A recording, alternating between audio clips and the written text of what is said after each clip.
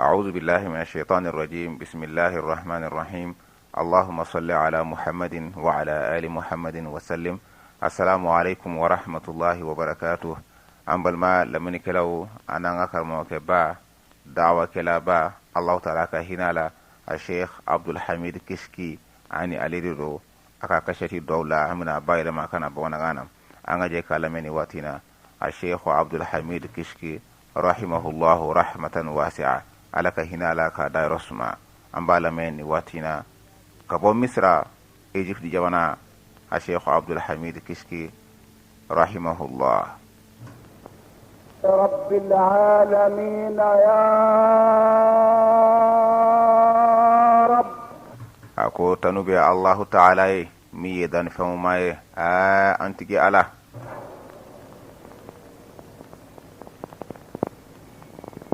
ظهر الفساد فنجنا نيري داركنكا مسا انكشي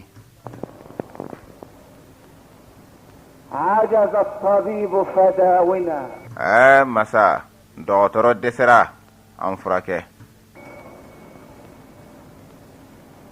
ارحم ضعفنا واستر عوراتنا مسا انغلافو هنالا انغليبو ايكا سترا آمن روعاتنا مسا anga siranyeko ika hakilati ke dama wala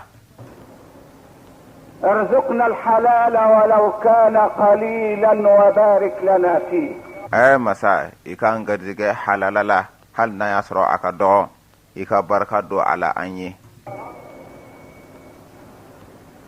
باعد بيننا وبين الحرام كما باعدت بين المشرق والمغرب مسا ala ika anni haramu ce jaya ina fo iye koroni tlebi jaya nyona tuga mina ارحمنا فإنك بنا راحم مسا hinana ede hina baye ni anwi ede bisika hinana ولا تعذبنا فأنت علينا قادر مسا kana un la jaba ibisana ikasibe boli anka الطف بنا فيما جرت به المقادير إنك على كل شيء قدير مسا نويا كاني فاولا ikallati bolla ni famunu ye ikan noya kanye ka hinana ula masa iribisi fambela jelena يا نعم المولى ويا نعم النصير سميرون نيوما دم با نيوما غفرانك ربنا وإليك المصير عم بيك يا فريد دلي يا انتجي على لبا يربتا يا الله تعالى دما وصلى الله على البشير النذير عم باني الله تعالى كان نيماني كيسي اكاجيدي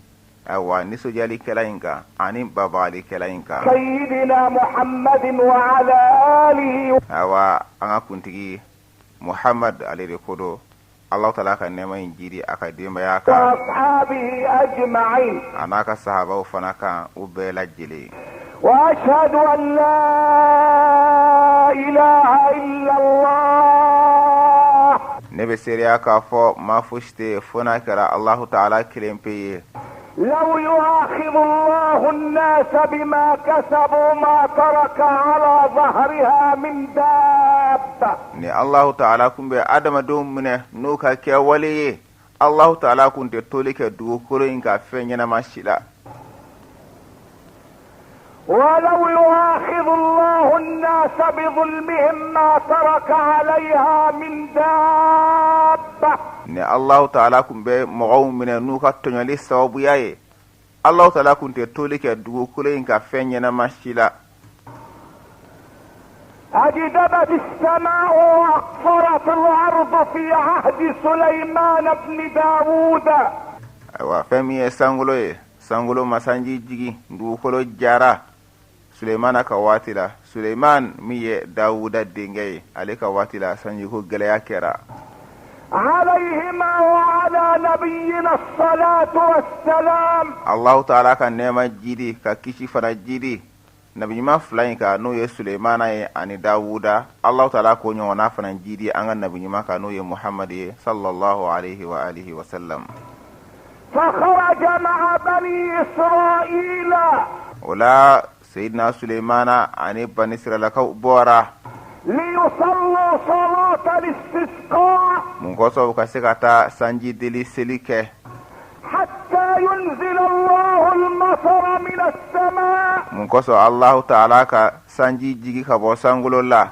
فنظر سليمان عليه السلام Sulaimana ala ka kisi bama a ye filɛli kɛ a sina ka yeli kɛ فوجد نملة ترفع قائمها إلى السماء a ye ntigiɲɛ dɔ de ye ntigiɲɛ in kɛn bɛ ka a senw kɔrɔta k'a jan k'a senw kɔrɔta ka taa sankolo la فسمعها تقول لرب العزة a y'a mɛn k'a fɔ ntigiɲɛ in bi ka i kanto bonya masa ma n'o ye Allahu Ta'ala ye ntigiɲɛ in bi ka kuma a jannen a senw kɔrɔtalen ka taa sanfɛ اللهم إنك تعلم Allahu Ta'ala e de b'a dɔn أنه لا ينزل بلاء إلا بذنب k'a fɔ lajarabili si tɛ jigin fo n'a kɛra ni junubu sababuya de ye ولا يرفع إلا بتوبة i b'a dɔn fana k'a fɔ lajarabili fana tɛ wuli fiyewu fo n'a kɛra ni tubili sababuya de ye ونحن خلق من خلقك Allahu Ta'ala an fana ye i ka dannifɛn dɔ de ye anw tigiɲɛw anw ye i ka dannifɛn dɔ de ye وعبيد من عبادك masa i ka jɔnw dɔ de ye anw tigiɲɛw ye فلا تهلكنا بذنوب بني آدم se masa i kana anw halaki ni adamaden senni fila ka junubu ye kana minɛ adamadenw ka kɛwale ma anw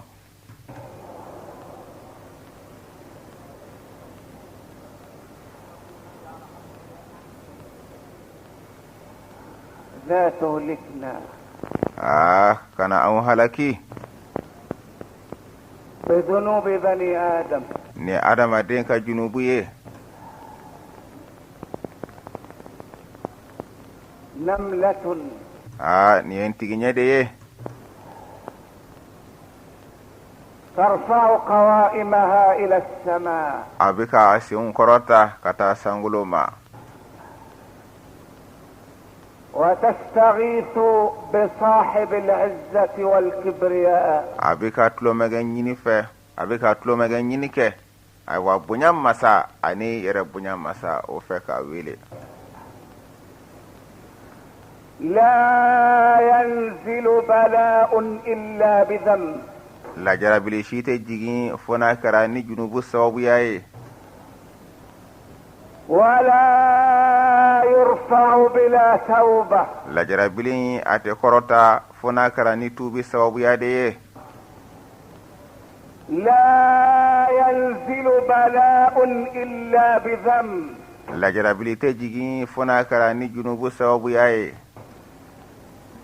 ولا يرفع إلا بتوبة lajarabili fana tɛ kɔrɔta fo n'a kɛra ni tuubi sababuya de ye اسمعوا كلام النملة واحفظوه ntigiɲɛ in ka kuma a y'a lamɛn a k'a durusi لا ينزل بلاء إلا بذنب ntigiɲɛ in de ko ten ko balawu sino ye lajarabili ye o tɛ jigin fo n'a kɛra junubu dɔ de sababuya la ولا يرفع إلا بتوبة a tɛ kɔrɔta fana fo n'a kɛra ni tuubi sababuya de ye وما يعانيه الناس في هذه الأيام degun ni tɔɔrɔ min bɛ adamadenw ka nin don ninnu na إنما هو من كثرة الذنوب o min filɛ nin ye o sababuya bɔra junubu caya kojuguya de la وإني أقولها صريحة مدوية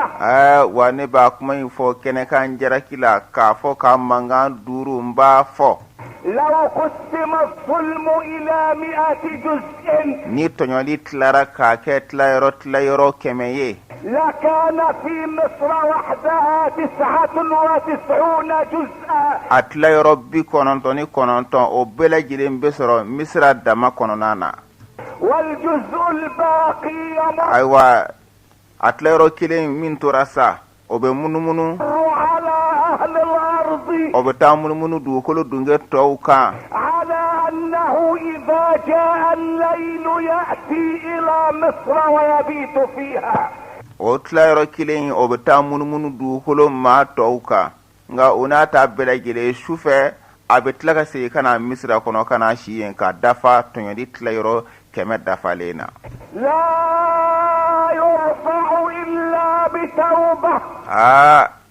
a tɛ kɔrɔta fo n'a kɛra ni tubi ye dɛ. لا يرفع البلاء إلا بتوبة. balawu tɛ kɔrɔta fo n'a kɛra ni tubili ye. لا ينزل البلاء إلا بذنب. ayiwa balawu fara tɛ jigin fo n'a kɛra ni junubu sababuya ye. وما أن فرغت النملة من مقالها. hali tigiɲɛ in ma tila fiyewu a ka kumakan in na a bɛ ka nin kumakan min fɔ Allahu Ta'ala ye. حتى أمطرت السماء مطرها. fo ayiwa sankolo y'a ka sanji suuru k'a jigin. فقال سليمان لبني إسرائيل. wala Seydina Sulemana a y'i kanto Bani Israilakaw ma a y'a f'u ye. يا بني إسرائيل أبشروا. Bani Israilakaw a ye nisɔndiya. فقد يفرج الله عليكم الكرب بدعاء نملة. aw ka gɛlɛya in Allahu Ta'ala y'a wuli nin tigiɲɛ ka duwawu sababuya ye.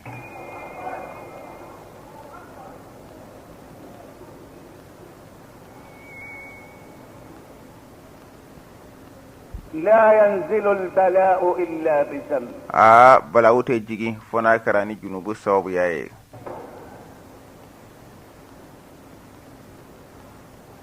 وقد كثرت الذنوب. junubu cayara. كثرت الذنوب حتى أظلمت القلوب.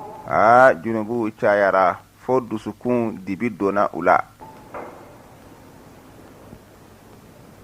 كثرت الذنوب حتى أظلمت القلوب.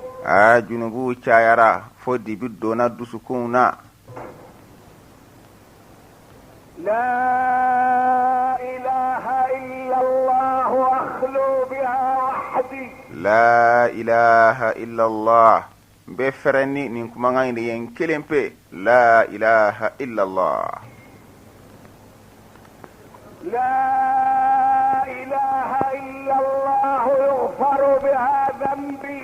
la ilaha illallah n ka junubu bɛ yafa ni nin kumakan de ye. لا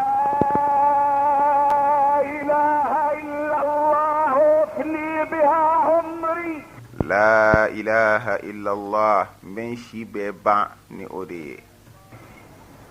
لا إله إلا الله أدخل بها قبري.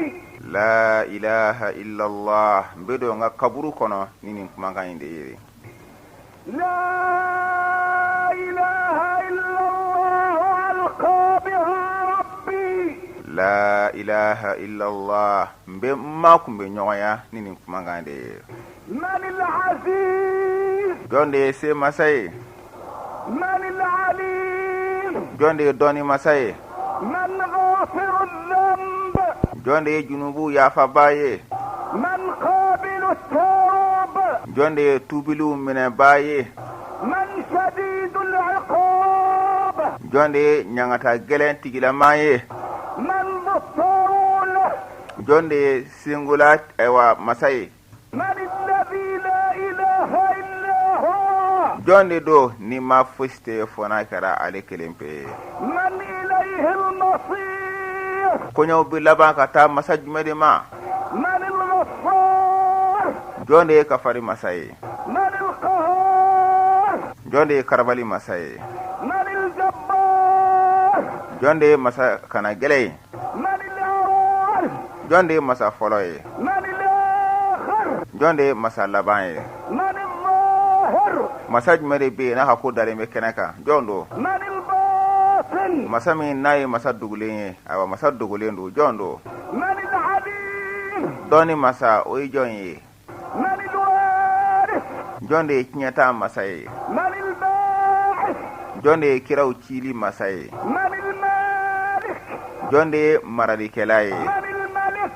jɔn de ye masakɛ ye. من المليك. jɔn de ye masaya tigi ye. من المقتدر. jɔn de ye setigi masa ye. من الواجد. jɔn de ye fɛnw lasɔrɔli masa ye. من الماجد. jɔn de ye bonyali masa ye. من الفرد.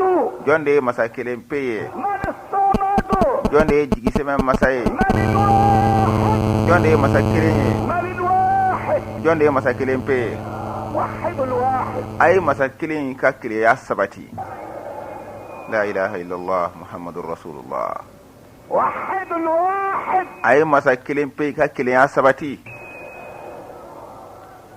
وحد الواحد a ye masa kelen pe i ka kileya sabati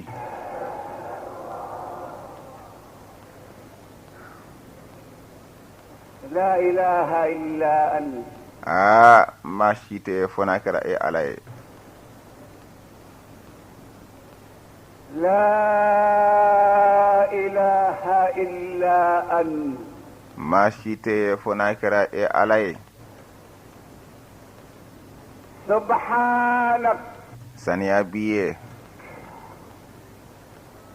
سبحانك اللهم أنت الواحد saniya b'i ye allah e de ye masa kelen pe ye كل الوجود على وجودك شاهد sɔrɔlifɛn kɛrɛnkɛrɛnna bɛɛ lajɛlen o bɛɛ lajɛlen ye seereyaba de ye ka e allahu taala ka sɔrɔli ye ka o sabati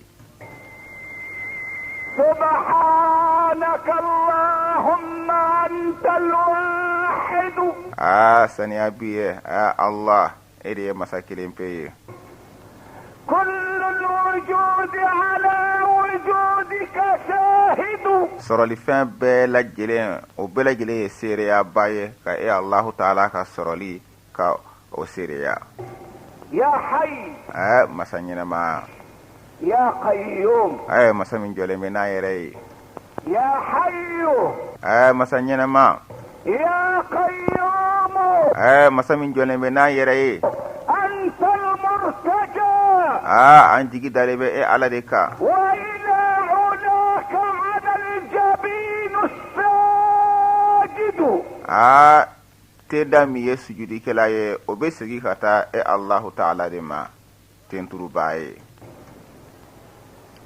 أنت المرتجى an jigi dalen bɛ e de kan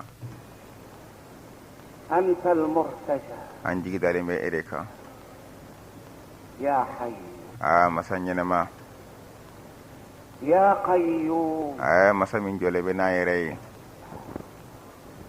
يا رافع السماء بلا عمد masa min e de ye sankolo kɔrɔta n'a ma kɛ ni tuloma ye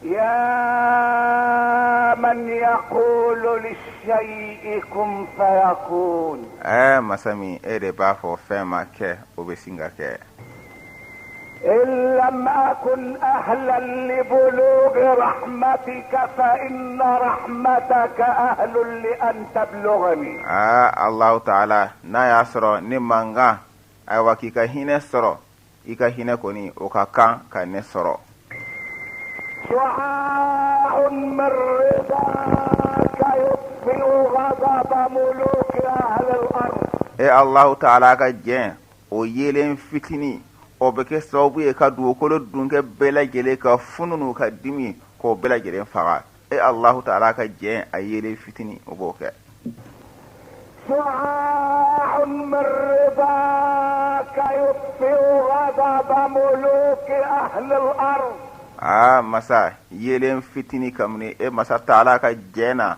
dugukolo dunkɛ masakɛw bɛɛ lajɛlen ka dimi n'u ka funu i ka yelen fitini b'o bɛɛ lajɛlen faga k'o da ولمحة من غضبك تزهق الروح masa ɲɛ kami kelen kamini masa ka funu ani ka dimi la o bɛ adamaden ni kɛnɛ karaba ولو انغمست في نعيم الدنيا hali n'a taara tunu diɲɛ nɛɛma bɛɛ lajɛlen de la يا من ينادي بعد ثناء خلقه ويقول لي masa min e de bɛna weleli kɛ i ka dannifɛnw bɛɛ lajɛlen bannen kɔfɛ masa min e de bɛna fɔ من الملك اليوم masaya ye jɔn de ta ye bi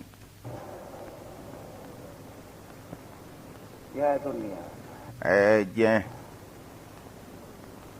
يا دنيا أين أنهارك diɲɛ i ka kɔɲɛw bɛ min يا دنيا أين أشجارك؟ جن إكا يرو بمي. يا دنيا أين قصورك؟ جن إكا سانغاسو بمي. أين الملوك؟ مسكو بمي. أين أبناء الملوك؟ مسكو ديو بمي. أين القياصرة؟ أيوا قسرة أيوا قيصر مسكو أولو بمي. أين الأكاسرة؟ كسرى مسكو أولو بمي. أين الجبابرة؟ مسكو كان جلون أولو بمي. أين الذين عاشوا في رزقي وعبدوا غيري؟ مامونو بلولا ne masa rahmani ka garzige la ne de bu garzige nga utara femre de bato mintene ye olu be mi.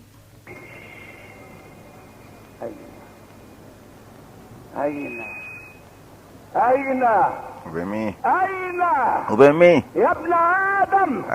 آدم دي إذا غرتك قوتك نيكا فانا يمرسا كما منا نيا يكا فانا بيلا كو يمرسا فلماذا استحكمت فيك شهوتك؟ من دي ياتو اني دون او سيرا كي منه كي كاسا وي يكا غادو لا كا فانا تيلا سبلا اني دون او يكاسا وي. وإذا غرك غناك فارزق عباد الله يوما واحدا. نيكا نفروتي يا فانا يمرسا الله تعالى ka jon e ku garzige tile kelen gono bani i ka file ni bese. ارزق عباد الله. الله تعالى ka jon e ka laje ku garzige bani يوما واحد. tile kelen dron i ka la yada soro i bese. يوما واحد. tile kelen dron. وأشهد أن سيدنا ونبينا وعظيمنا بكسيريا كافو أنغا كنتي أنغا نبي نما أنغا مابا وحبيبنا محمدا رسول الله. أني أنكا نبا مي محمد بكسيريا كافو الله تعالى كتير ديرو.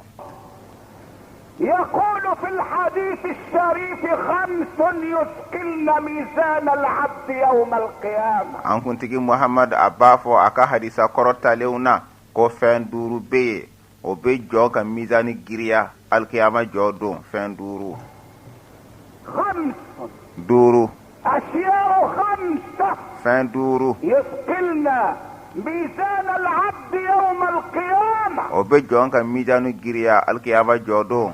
ما هي يا رسول الله؟ ala ka ciden o fen duru yejime. سبحان الله. subhanallah foli sani abi alay. والحمد لله. الحمد لله فولي تنوبي علي. ولا إله إلا الله. ما ورفوستي فنكر الله تعالى لا إله إلا الله وفولي. والله أكبر. الله أكبر فولي الله تعالى دكابو. والولد الصالح عن الدين ما إذا مات نافاتورا واحتسبه والداه عند الله. na bange ba fla ya braji nyini ka sabari ka da Allah ta'ala ka braji nyini Allah ta'ala yoro. سبحان الله. saniya be alay. الحمد لله. tanu be alay. لا إله إلا الله. ma fuste fana kara alay. الله أكبر. Allah ta'ala de kabo. قولوها. ayafo قولوا سبحان الله. ayafo subhanallah saniya be alay. الحمد لله. الحمد لله تنوبي علي. لا إله إلا الله. ما ورفوستي فنكر الله تعالى لا إله إلا الله. الله أكبر. الله أكبر الله تعالى ركبو. ثم ماذا؟ وقف جمع الولد إذا مات في حياة والديه دين نافاتورا أبنغي بافلك نينما يكونو. فقال والداه إنا لله وإنا إليه راجعون. na bange ba flako anya ala tayi wa an misri kata Allah ta'ala rema. أتدرون ماذا يحدث لو مات لابن آدم ولد ذكرا كان أو أنثى؟ أو بعد فمن بكوا آدم الدين نادين فاتورا أكرا دين شماي وأكرا دين مسماي من بكوا أو بودون وا.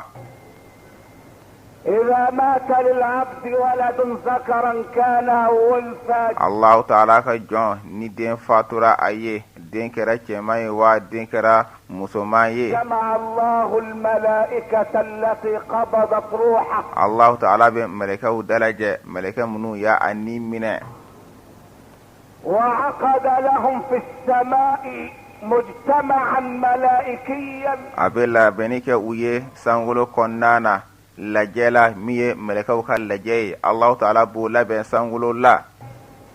قال لهم أقبضتم روح ولد عبدي. أبافو ملكه ما يلا أوا نكا جونك دينغ أيو ني من وا.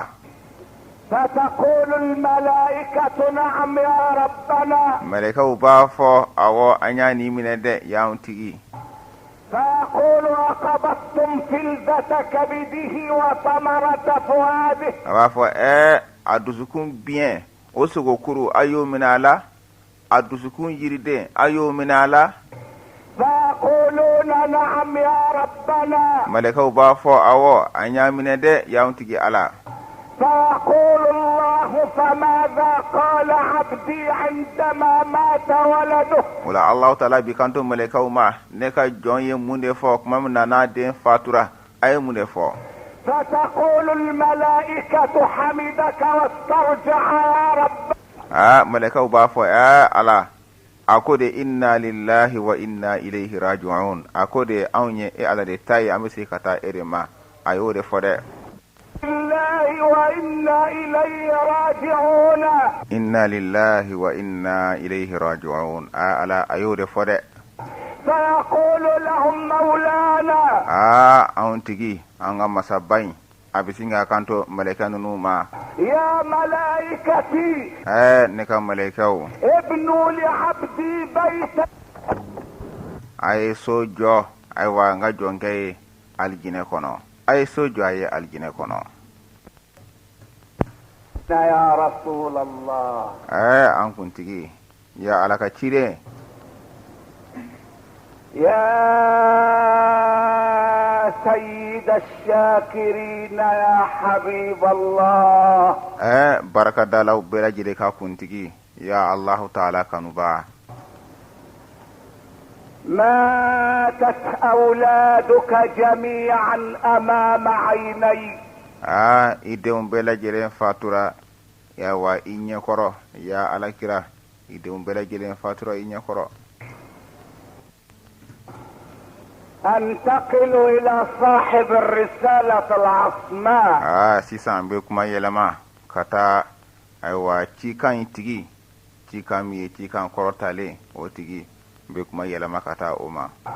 انتقل الى رسول الله بكما يلما كتا الله تعالى كتيدما صلوات الله وسلامه عليه. الله تعالى كنما انا ككشي بي اكا. الرسول صلى الله عليه وسلم كان أرحم الناس بالمساكين. على كرا نما نكيس باما أكون كرا على لكم بهنا مسكين ولا كتم بلا جرينكا. وكان أرحم الناس بأبناء السبيل. أكون كرا على لكم بهنا طامدون لا كتم ما بلا جرينكا. وكان أرحم الناس بالأرامل.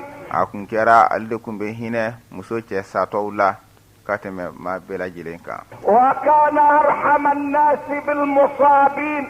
akun kera alde kumbe hine masibato la kateme ma bela jilenka. wa kana arhaman nasi bin nasi ajma'in. akun kera alde be hine moula kateme ma bela jilenka. تعال لترى ماذا قال الحبيب لذلك الأعرابي. ناسا مغوصو يكنا لمنك الله تعالى كانوا باين أي جمع فو بادي يدوغو عربون. دخل النبي الصلاة على كرا دونا سلا أي سلي دامنا وصلى وراءه أعرابي. أعرابي badiya dugu arabu dɔ nana seli alakira kɔfɛ sallallahu alaihi wa alihi wa sallam. وقبل أن يكبر الأعرابي تكبيرة الإحرام sɔni badiya dugu larabu in sɔnna a ka taharimu kibaru kɛ n'o ye allahu akbar fɔlɔfɔlɔ ye sɔnna a k'o kɛ دعا الله قائلا a sinna ka allahu taala wele a y'i kanto ala ma. اللهم ارحمني ومحمدا ولا ترحم أحدا سوانا. a ko ala i ka hinɛ ne la i ka hinɛ muhamad la n'a bɔra an fila la kana hinɛ maa si la.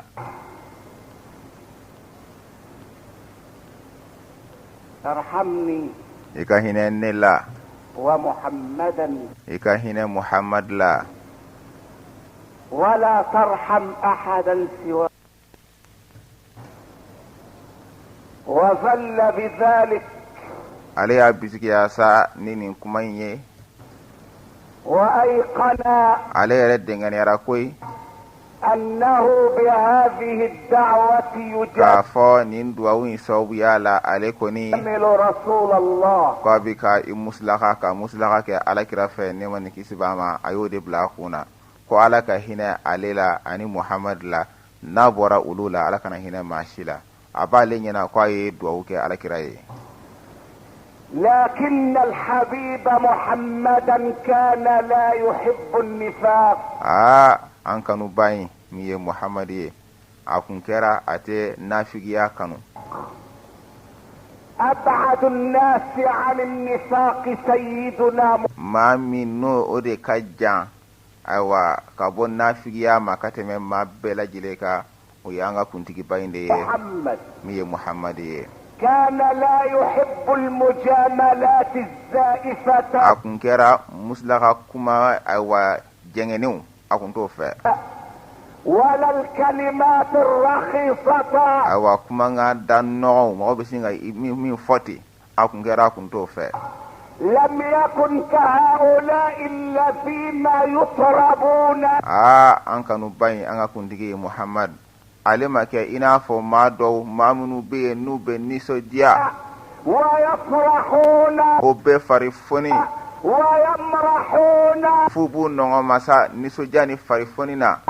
إذا قيلت فيهم القصائد. ni ayiwa fasada dɔnkiliw dara olu la u bɛ nisɔndiya ka funu ka fari foni alakira kun ma kɛ i n'a fɔ olu. وإذا قيل فيهم المديح كيلا. maa minnu bɛ yen ni dɔnkili ni mɔgɔw y'a sumasuma k'a k'u kun n'u kun bɛ nisɔndiya ni o ye alakira kun ma kɛ ten. دخل أحد المنافقين a ko munafigi dɔ de donna على أحد حكام مصر misira faama dɔ kan. فقال له o la munafigi in y'i kanto masakɛ in ma a bi ka masakɛ in majamu k'a fɔ. ما شئت a ko masakɛ fɛn min mana e diya o de bɛ kɛ. لا ما شاءت الأقدار. fɛn min mana diya latigɛw ye o tɛ kɛ dɛ min mana e masakɛ diya o de bɛ kɛ. فاحكم فأنت الواحد القهار. a ko masakɛ in ma i ka fanga kɛ i ka kiiri kɛ e de ye masa kelen pe ye e de ye karabali masa ye. munafigi in de ye delila ka nin fɔ misira faama dɔ ma.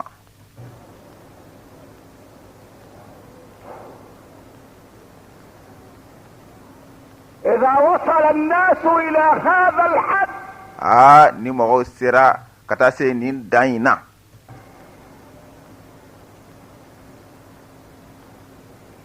وأسروا على الحكام n'u y'u ka faamaw majamu.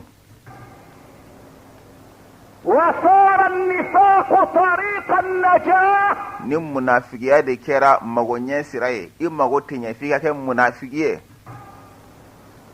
وصار الكذب سلم المرقى. ni kalon kɛra yɛlɛyɔrɔ kali ye i tɛ se ka yɛlɛ f'i ka kalon tigɛ n'o de kɛra. وصار الكذاب صدوقا. kalontigɛla ni mɔgɔw ye o de tiɲɛtigiya kuma min na. والصدوق كذابا. tiɲɛtigi ni mɔgɔw y'o de jɛdi kalontigɛla ye. وقربنا الأعداء. an y'an juguw de gɛrɛ an na. وأبعدنا الأصدقاء. n'an y'an teriw de yɔrɔ ma janya an na.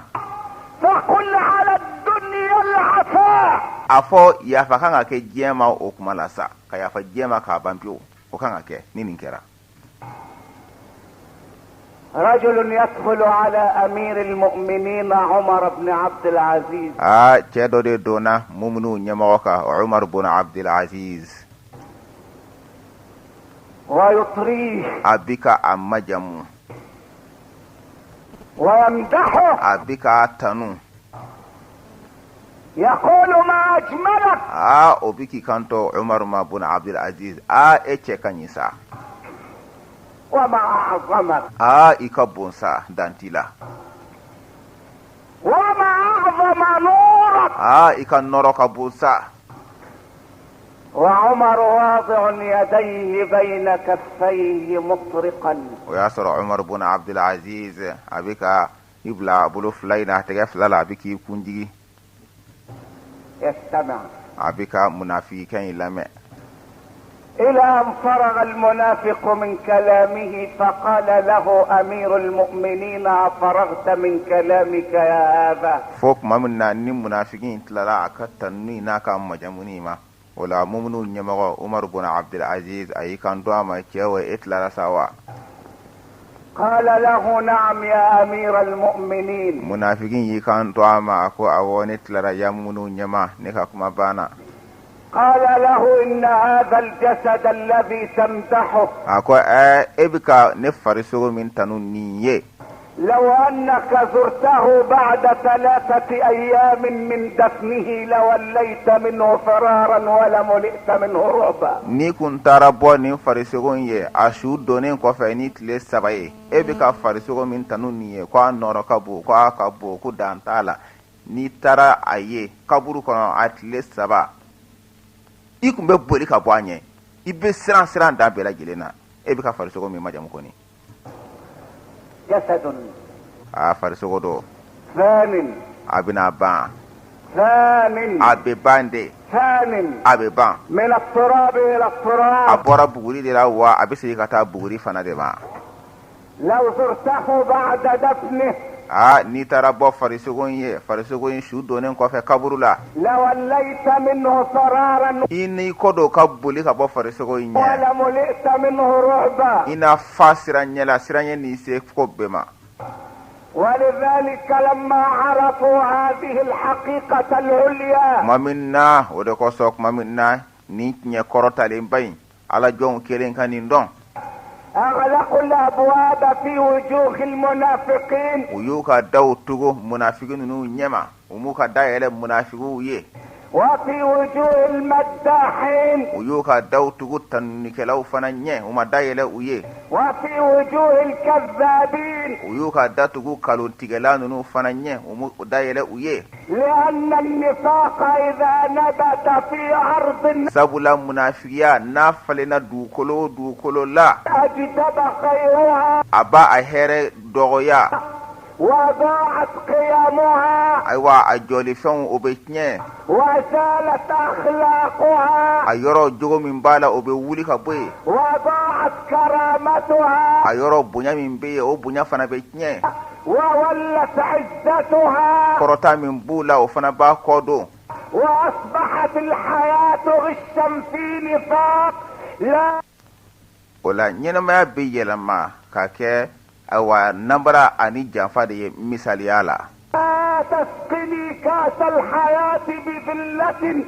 ko dɔnkilidala ko ɲɛnamaya wɛrɛ kana n lami o la n'a bɛ kɛ ni dɔgɔya ye dɛ. بل واسقني بالعز كاس الحنظل. o bila n'i ma ɲɛ i bɛ lami i kan lami hali n'a kɛra basan zɛrɛni o ka ayiwa wɛri kunnama hali ni o don i kan lami o la ni bonya de ye. كأس الحياة بذلة كجهنم. i ka dɔn k'a fɔ ɲɛnamaya wɛrɛ n'a bɛ di mɔgɔ ma ni dɔgɔya de ye o bɛ i n'a fɔ jahanɛmɛ de ye. وجهنم بالعز أطيب منزلي. jahanɛmɛ fana n'o kɛra bonya kɔnɔna na o de ye jigiyɔrɔ la sɔn ɲuman ye.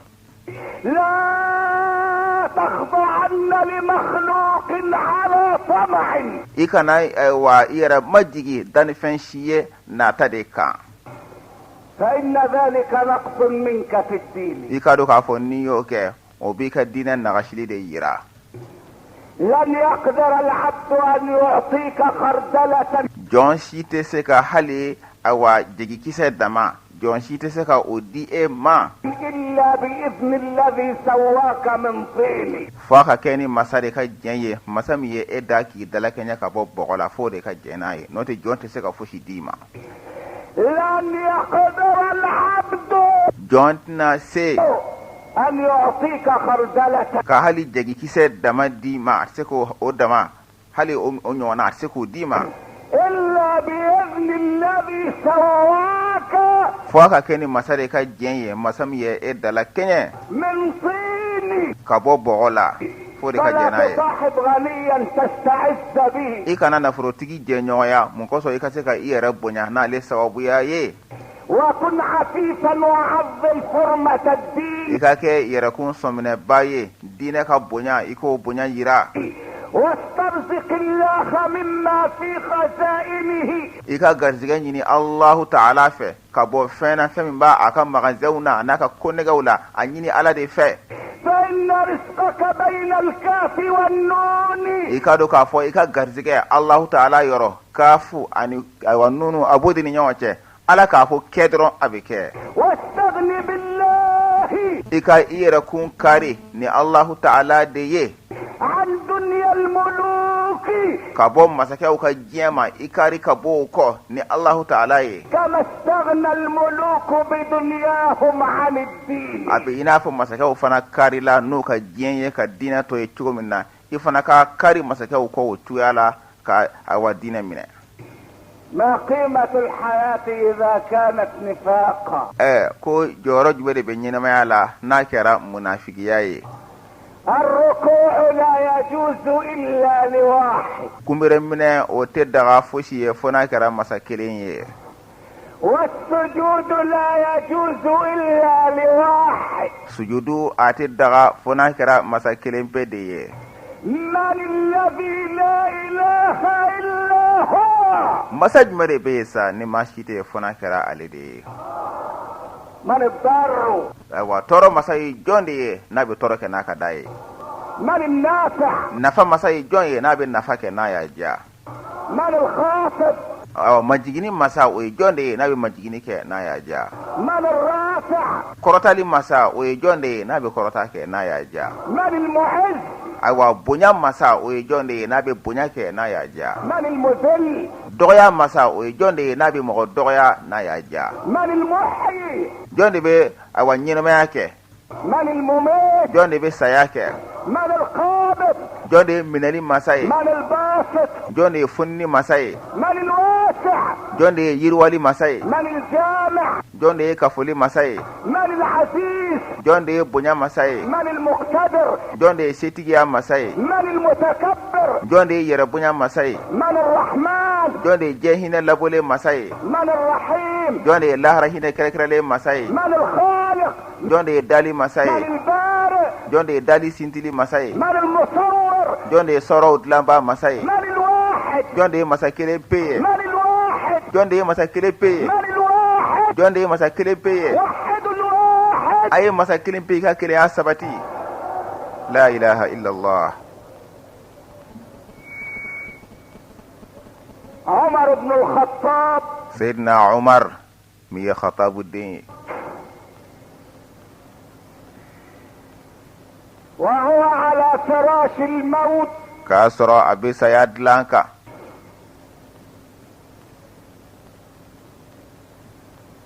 إنني أتكلم عن عمر ne bɛ kuma Umar de kan. رغم أن هناك تعليمات مشددة علي k'a sɔrɔ faamaw ka yamaruya gɛlɛma de bɛ ne kan. ألا أذكر اسم عمر على المنبر faamaw de ko ne ma ko ne kana Umar tɔgɔ fɔ ni bɛ minbaru sanfɛ. إلا أن عبد الله بن عباس nka fo n'a kɛra Abdullahi ibn Abbas Allahu Ta'ala ka jɛn ka bɔ a ma. عنهما قال Abdullahi ibn Abbas de y'a fɔ Allahu Ta'ala ka jɛn a n'a fa ma. أكثروا من ذكر عمر بن a ko a ye Umar ko sumali caya. الخطاب min ye Khatabu den ye a y'a tɔgɔ fɔ ka caya a ye Seydina Umar ko fɔ ka caya. Abdullahi Ibn Abbas de yo fo فإنكم إذا ذكرتم عمر aw ka do ka fo naw yo Umar ko fo ذكرتم العدل aw be ladiriya ko fo وإذا ذكرتم العدل naw ye ladiriya fana ko fo ذكرتم الله عز aw be وجل. Allah ta'ala yere de kusma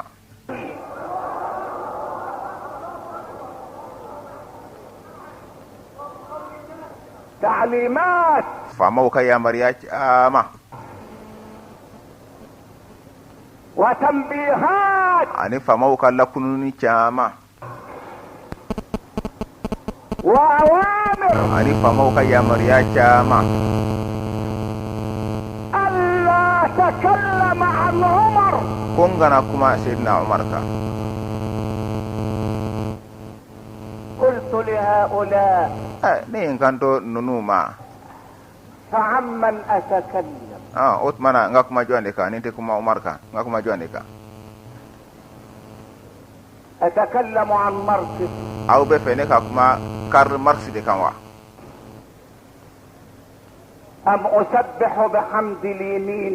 wala ma aw be fe nga wa Lenin tanni ngode saniya wa ka subhanallah foke Lenin ye wode ka dawe sawa أم أقدس ستالين؟ wala ma nga Stalin de bato aw bode nyini de أم أركع أمام كرسر؟ wala ma abe fe ne ka ta kumbire mine karkar nyefe والله الذي لا إله غيره nyenkali Allah ta'ala la masami ni ma shite fona kara aleye لن أنافق أحدا ما دمت حيا. wallahi netina munafiki yake makirin shiye madama nin tolen be nyenema yalla والله الذي لا إله غيره nyenkali Allah ta'ala min ma fushte fona kara alede لن أركع لأحد إلا لواحد. wallahi netina kumbire mine makirin shiye fona kara masakilen pede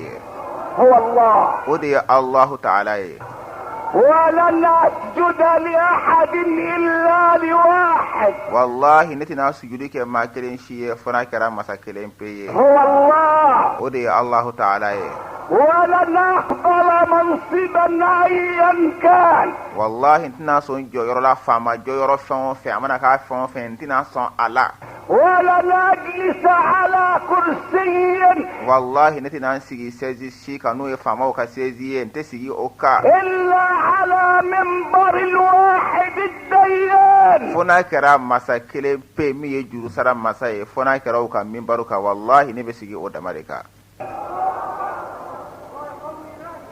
ولقد عجبت عندما التقى بها شيخ الأزهر رضي الله عنه. ne ka ba ko yara de kuma mina ni azhar karmo ke ba ne no nyon kumbe ba ni ala fe ala ka ya fama ala ka je ama منذ 3 أسابيع. ne ni ay wa ay nyon ye ni ado ku saba nyon na ye وقال لي موعدا أو مهددا ayi kanto ne ma abe na fa bi kan la papa wala ma abi ka kan ari danye ayi kanto ma no yi azhar karmo ke baye إن الجماهير التي وراءك لن تنفعك. ayi kanto ne ma de ko he ko kiski kan yere ne gende jama kulu ba mi flen yi ko fe wotina yi na fa koy فقلت له وما الذي قال لك إنني ne fana yi kanto awa karmo ke ba ma jonde ya fiye ka fonne أستعين إلا برب العالمين. jonde ya fiye ko ne bi ka deme nyini fe were fe min te dan fe ma de jonde ya fiye ko jama mun be no ko fe ne ke be ka deme nyini ulu de fe لو كنت سأرشح نفسي لمجلس الشعب na ya soro ne ku mina yere yira mun ko so ka vote nye ngata aywa parlemana wala ngata député blona na soro ngumina o de ke لتقربت إلى الناس no kundo ne kuna gere mo wula ولكني دائما أستعمل التليفون رقم 1 ga ne kuma be telephone bene bolo telephone numéro 1 o de bene bolo الذي كتب عليه. o telephone numéro 1 min sebene be o kan o de وإذا سألك عبادي عني فإني قريب. masa ako ninga jon ye Muhammad nyinga ka bonne ma afu ye ko ne ka surula o de bene telephone ka telephone numéro 1 أجيب دعوة الداعي إذا دعان. be weleli kila ka weleli jabi na yen wele kuma minna o de sebene bene telephone ka telephone numéro 1 فليستجيبوا لي ukajabili ke ne وليؤمنوا بي ukalimani ya ninye لعلهم يرشدون. adora unakanda soro من الذي يملك الروح؟ ni be jondi bolo adamade ni o be jondi bolo. من الذي يملك الأرزاق؟ garzigaw be jondi bolo adamade o dahe mun ha garzigaw abi jondi bolo. من الرزاق؟ jonde garziga di masai من الوهاب؟ jonde soni chama masai من الفتاح؟ jonde dayaleli masai من التواب؟ jonde tubi mine masai من العليم؟ jonde doni masai من الوارث؟ jonde nyeta masai من الباعث؟ jonde kiraw chili masai من الذي بيده الأمر كله؟ jonde be ni konya be la jilembe ali de bolo.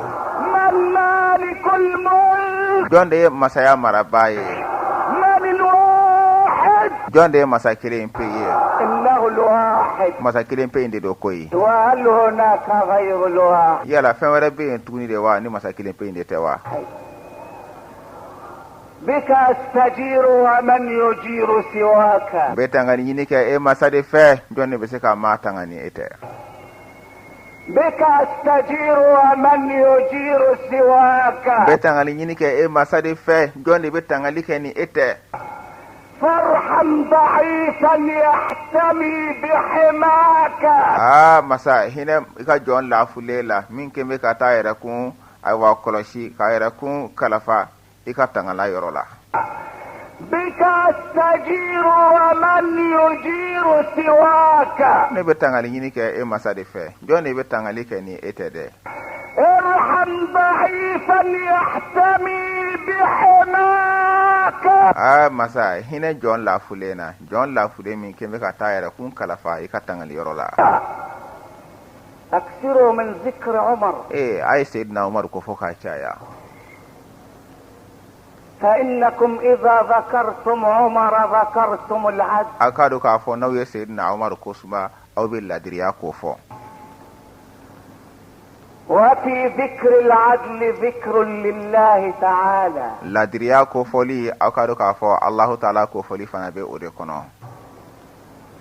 كلمات قالها ابن عباس. ni kuma ngaude abdullah ibn abbas de ni kuma nganu fo. وليعلم شيخ الأزهر وأمثاله azhar kan moba aleka don ana nyonaw أنك ستموت وحدك adon ka fo ibina sa ikele وستدفن وحدك adon ka fo ibina do kaburu kono ikele وستخرج من قبرك وحدك ibina boy ka kaburu kono ikele وستقف أمام الواحد الجبار وحدك. ibini jo masakele masakana gelen ibini jo anyekoro ikelen pe لن ينفعك أحد ma kelen shitna siki nafaye ولن يدخل معك في قبرك سيارة ikado ka fo ika kaburu kono ika mobili dagabana otina do ife kaburu kono ولا طيارة ika avion dagabana otina do ife kaburu kono ولا سجادة ika tapi o fanatina do awa ika kaburu kono ka fara ika ولا قيشاني ika karo anika fenjuma otina do kaburu kono ka fara ika ولا تكييف ika do ka fo miye climatizeru ye smali kala o fanatina do ife kaburu kono ولا كواب ika do ka fo ika weru ay wanu ika mini weru anika dumuni mina utina do ife kaburu kono ولا ماء ika do ka fo ji fanatina do ife ika kaburu kono ولا ضياء. ika do ka fo yele fanatina do ife ika kaburu kono اعلم يا شيخ الازهر azhar kan moba ika don انه لا بد لك من قريب ika do ka fo sika shita la fo jenyo do de ka kila يدفن معك وهو حي uba shudo ka fara ika kasro alen yana ma do وتدفن معه وانت ميت. e shube do ka fara ka fara kasro e shula ma do يا شيخ الازهر azhar kan moba لو دامت لغيرك ما وصلت اليك. ifleni joro minna na kun dumena ma bere akun te se ema لو دامت لغيرك ما وصلت إليك. iflani joro minna no ikaramo baya joro e na kun tora mo wara bolo akun te sema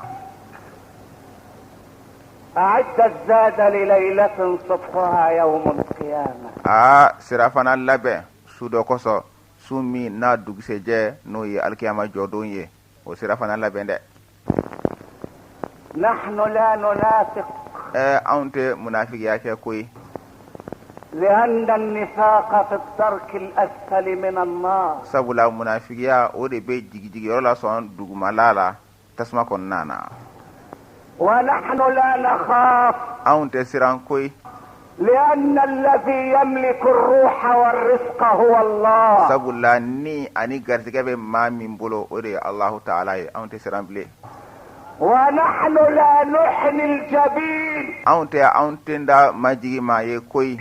لأن كل الذي فوق التراب تراب. سبلا فان فنو ببغورين سان في أبلا جرين بغضو دي. هل نحني الجبين للتراب؟ يلا أمان تندا ماجي بغضو دي وا. حاشا لله. ويروك جان على يوتك. حاشا لله ويروك جان على يوتك. أن يحنى الجبين للتراب. أنغا تندا ماجي بغوريه. ويروك جان كلمة. عمر بن الخطاب. سيدنا عمر بن الخطاب لما نام على فراش الموت. ما منا نايدا سياد لانكا أبنا فاتو. دعا ابنه عبد الله. أيا دينجي عبد الله ويلكنا. وقال له يا عبد الله. أقوى دينجي ما يا عبد الله. ارفع رأسي عن الوسادة وضعها على الأرض. ako ne kungolo bo kungoro donaka ikan kungolo dadu kolo jaranka لعل الله ينظر إلي ورأسي على الأرض. adora Allah taala bina ne rofle ka soro kungolo dalebe buguri jalanka no kera Allah taala Allah bina hinena na yin yete فارحمني.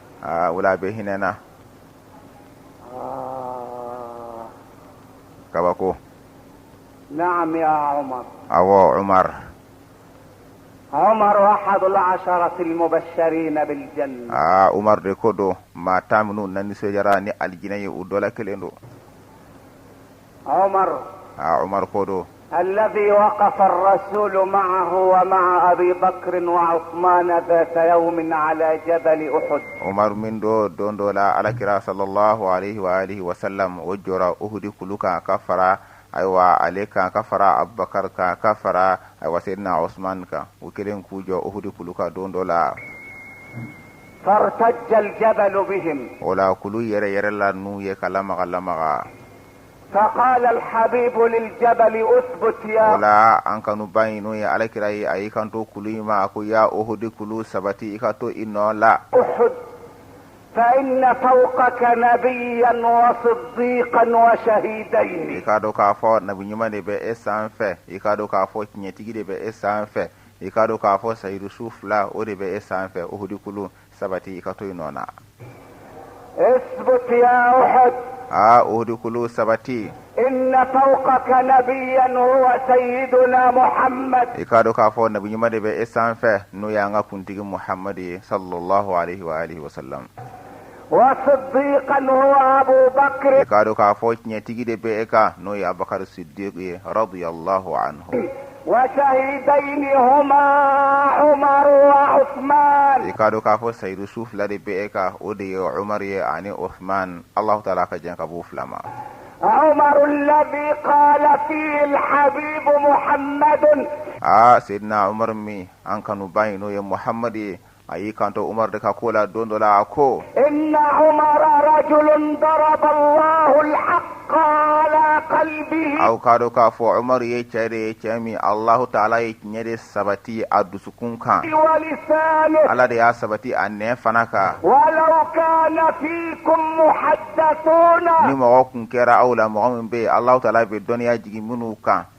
أي ملهمون Allah ta'ala bi duniya jigi minu kono لكان عمر no kun kera awla o kun be ke Umar de ومع ذلك nga unata bela jile ينام على فراش الموت. aywa Umar abini da sayad lanka يجد أن وضع رأسه على الوسادة فيها شيء من الكبرياء. wala Umar yanana ye ka fo alaikum wolud dale kun worodunaka woye yere bunya doye وضع الرأس على الوسادة ka kun woloda kun worodunaka رأى فيه عمر شيئا من الكبرياء وهو في مقام التواضع. Umar ye yere bunya do di ye ola ka soro abe yere majigi keneka abe yere majigi joyorola في سكرة الموت ka soro Umar abe saya sikira uchela يستدعي ابنه عبد الله ويقول له ضع رأسي على الأرض. aba dinga wele no ya Abdullah ibn Umar ye naba faye ne kun woloda du kolo jalanka لعل الله ينظر إلي فيرحمني. adora Allah ta'ala bina nefleti wala be hinena فيرحمني. wala ko be hinena وهو الذي لقيه الحبيب ذات يوم. ka soro ale Umar de Allah ta'ala kanu bayde yakum be nyoya don dola فقال له يا عمر ayi kanto ama ko ya Umar لقد رأيت الليلة قصرا من قصور الجنة. e kado ka fo suina nya aljine sanga so do de ya Umar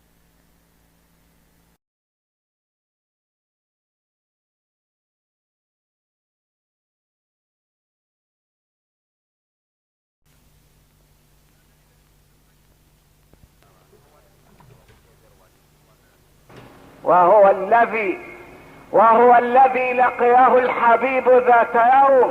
سيدنا عمر عليه موي an kanu bayin alakira sallallahu alaihi wasallam oye Umar kumbe nyoya dondola فقال له يا عمر ayi kanto ama ko ya Umar لقد رأيت الليلة قصرا من قصور الجنة. e kado ka fo ay wasuro nye sanga suye kamini aljine sanga soula ورأيت أمامه حورية تتوضأ. nye yeli ke sanga suye nye fe aljine horom so dola fo ayele metige tige anoro bonya kujugu فسألتها قصر من هذا؟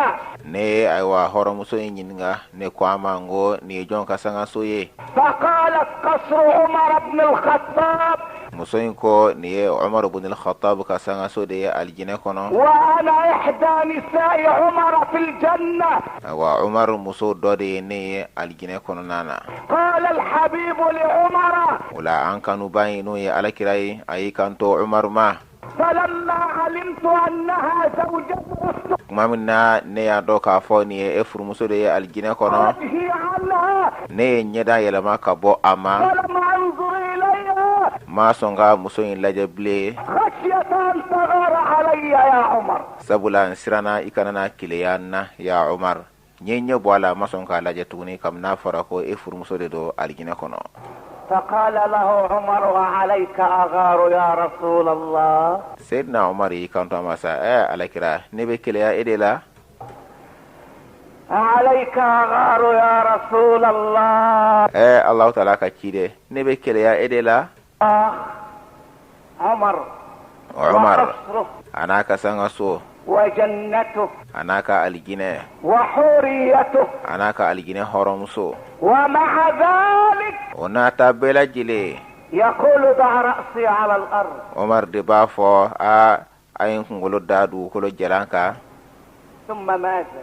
o ko fe mu إن عمر ضرب بالخنجر وهو يصلي الفجر بالمسلمين. ikado ka fo Umar sogora ni murude ani bien ka soro abika fajiri seri ni islamu ye asogora إماما ka soro ali de almamiye إماما ka soro ali de almamiye طعن 3 طعنات بخنجر مسموم. Sayyidina Umar ya sogode sogole ko saba ni bien min ni posoni bala na baga bala fana ka lami ونزف دمه wala ajoli bona ولما لم يستطع أن تحمله قدماه mamina asen flama seka aywa atable otmana asole na joli bora asen desera koro استخلف عبد الرحمن بن عوف ليكمل بالمسلمين الصلاة. أي سيدنا عبد الرحمن بن عوف أيود النوربلايا كوكا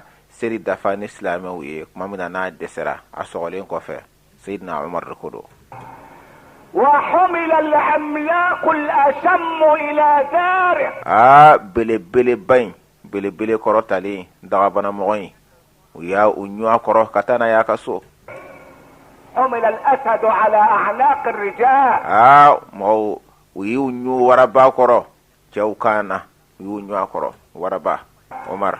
فلما أفاق من إغماءته mamina aywa na nyana tigera ka bo aka kirina kuma minna sa nu ya ta katana yeso anyana tigele ka bo aka kirina. كان أول سؤال سأله لمن حوله. aka nyingali folo maamunu ba kerefe ay nyingali minke o nyingali folo o de kera هل صلى المسلمون الفجر. ay nyingali deke yala islamo ye fajiri seliwa mamina na nyana tigera ay ni folo ko nyingali ke.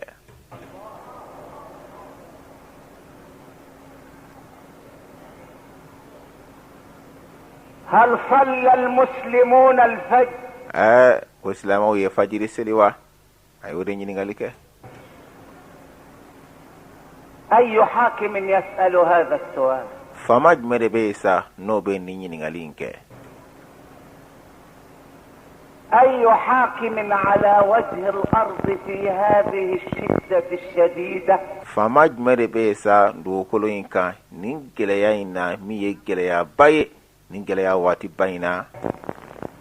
وفي ساعة العسرة أني جليا سانغا يري لا كو جليا ليكا سادانا فما جمد بيدو كلوينك عندما تبلغ القلوب الحناجر. mamina ni dusukun be korota fuka tase ngoni kuna sa jonne be ni nyingalike sa kabni famaula. يقول أصلى المسلمون الفجر. nabi to o geleya bayina kan nyingalike yala islamo ye fajiri seliwa.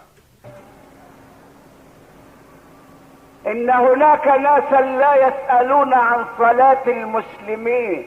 ما دو لا kabni maula ulu te nyingalike ka bo islamo ka selima de.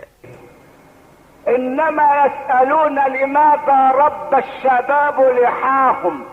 ما ulu kan nyingalite ni de ulu kan nyingali bekere munde yato demsenu yu bomoshibla ulu kan nyingali beke ureka muna. ولماذا احتجبت الفتيات في عمر الظهور. ulu be nyingali leke munde yato wa funangani muso ulu bu yere kun hijabu ku yere kun datugo kasoro ushibe ina fo yiri fere u demsenu ka di jen ka duye nga ubu yere datugo ku yere sutura ulu be nyingali leke ko muna ko kera. لماذا يصلي الشباب ولما يبلغ الهرم. mo ulu kan nyingali de munde bato demsenu be seli kasoro o makoro ka dese ku be seli muna ulu kan nyingali de yoye. لماذا muna أما حاكم يسأل nga fama mi nabi nyingali ke أصلى المسلمون الفجر. yala islamu ye fajiri seliwa. هذا سؤال خطير. ni nyingali mi nakabo وفريد. ni nyingali aywa anyona yelika gele. ولكن إذا علمت أن السائل عمر فلا عجب. ngani ya don ka fo mami ye ni nyingali ke sayyidina umar dero wala kabako tala ble.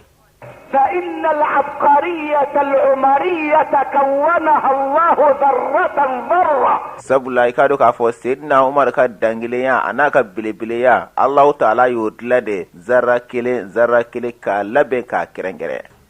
فعمر هو عمر.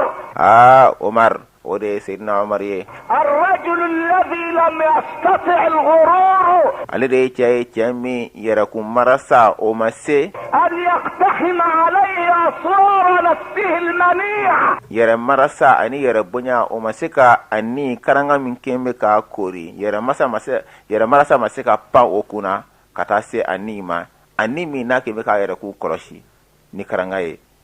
ika do ka fo mi ye yere bunyai ani yere marasa o ma se ka sago ka ta se che mimma o de Umar ye ثم ماذا o ko fe mu اسمعوا ثم ماذا aya la mesa o ko fe mu يأتي بابنه عبد الله abenani adinge no ye Abdullah ye ويقول له يا عبد الله aba fa ya ndin ya Abdullah أغمض عيني قبل أن تصعد الروح إلى خالقها ninya fla datugu soni ni ka korota kata adaba masama nya datugu ثم ماذا o ko fe mu وجهني إلى القبلة ika nyeshin kata koroma ثم ماذا o ko fe jime أقصد في كسني mi ye nga kasange ay ake hake mai akana nyelike akana dansago ke nga kasange la كفني في ثياب بيض ika nkasange finula mi ye fini jewye لا إسراف فيها na wa nyeli makemina akana dansago akana atema danka fini jema فإن يكن لي عند الله خير na ya soro here de binni Allah ta'ala yoro أبدلني ثيابا من سندس واستبرق Allah ta'ala ba fale nye ka ke finiye kamni hadiri nya misema ani hadiri nya kuma bala Allah ta'ala biga kasange fale ula na ya soro here benye ala yoro وإن يكن لي عند الله غير ذلك ni fen were kera ni Allah ta'ala yoro minni here te kilinye na kera ko were edu سلب الثياب عني abe fini nunu boshi na أقصد في حفرتي aywa nga dinya fana nga kaburu de ayo fana ke hakema ya akana bunya في قبري nga kaburu la لا توسعوا قبري Umar ko nga kaburu akana yirwa ko jugu ka fere لا تسرفوا في قبري aw kana nyeli ke nga kaburu la ka bunya ka dante me لماذا ko munna إن يكن لي عند الله خير ni here de kerani Allah ta'ala yoro وسعه علي جنة عرضها السماوات والأرض Allah ta'ala ba fere ka yirwane ka ke aljine mi na bunya be ina fo sangulo ni du ko farale nyoka وإن يكن لي عند الله غير ذلك nga ni femre kerani Allah ta'ala yoro min te here isa ضيقه علي حتى أشعر كأن أضلاعي قد اختلف بعضها في بعض abe akorone dala fo mina somi ka fo ina fo ne galagaw udona nyona ka fo nyon ko koroni gele ya koso أسرعوا في السير بي awa nawbetani nga jenajaye ayaw teliya ka tamaniye إذا حملتموني nawyene ta kuma minna ay teliya niye فأسرعوا في السير بي ayaw teliya ka tagamanin shuye فإن يكن لي عند الله خير قدمتموني إليه ni here de kerane Allah ta'ala yoro akado ka fo aw ben teliya de katandi o herema وإن يكن لي عند الله غير ذلك nga ni femre kerane Allah ta'ala yoro min ni here te kiliyesa فإنما هو شر تلقونه عن أكتافكم akado ka fo okoni o toro de toro min no bo kiru ka bo aw kandala ayaw teliya na kera here o kado ka fo bo soronye na soro juguma fana do o juguma de awbe min kiru ka bo aw kandala ka were lafiya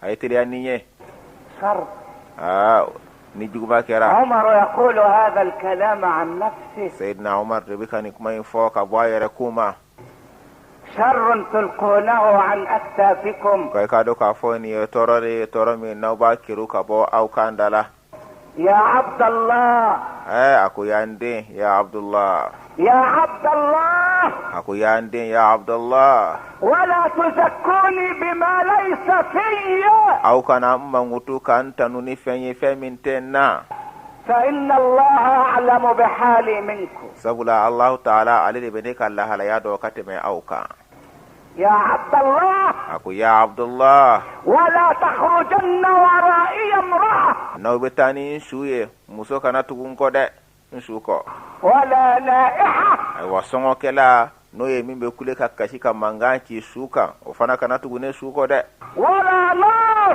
aw kana tugune suko ni tasma fana yede ويسمع عبد الله وصية الفاروق. ولا عبد الله أي لمنك الفاروق ما ميتني كلام فرق بنيانا نو سيدنا عمر أكسر أنا لك أنا كوصية دين علمه. ثم يسأله عمر وقف عمر بسرعة دين ينعا من الذي قتلني؟ جون ده نفقه ده نبي كوفي بيني قال لك سا جون ده نفقه.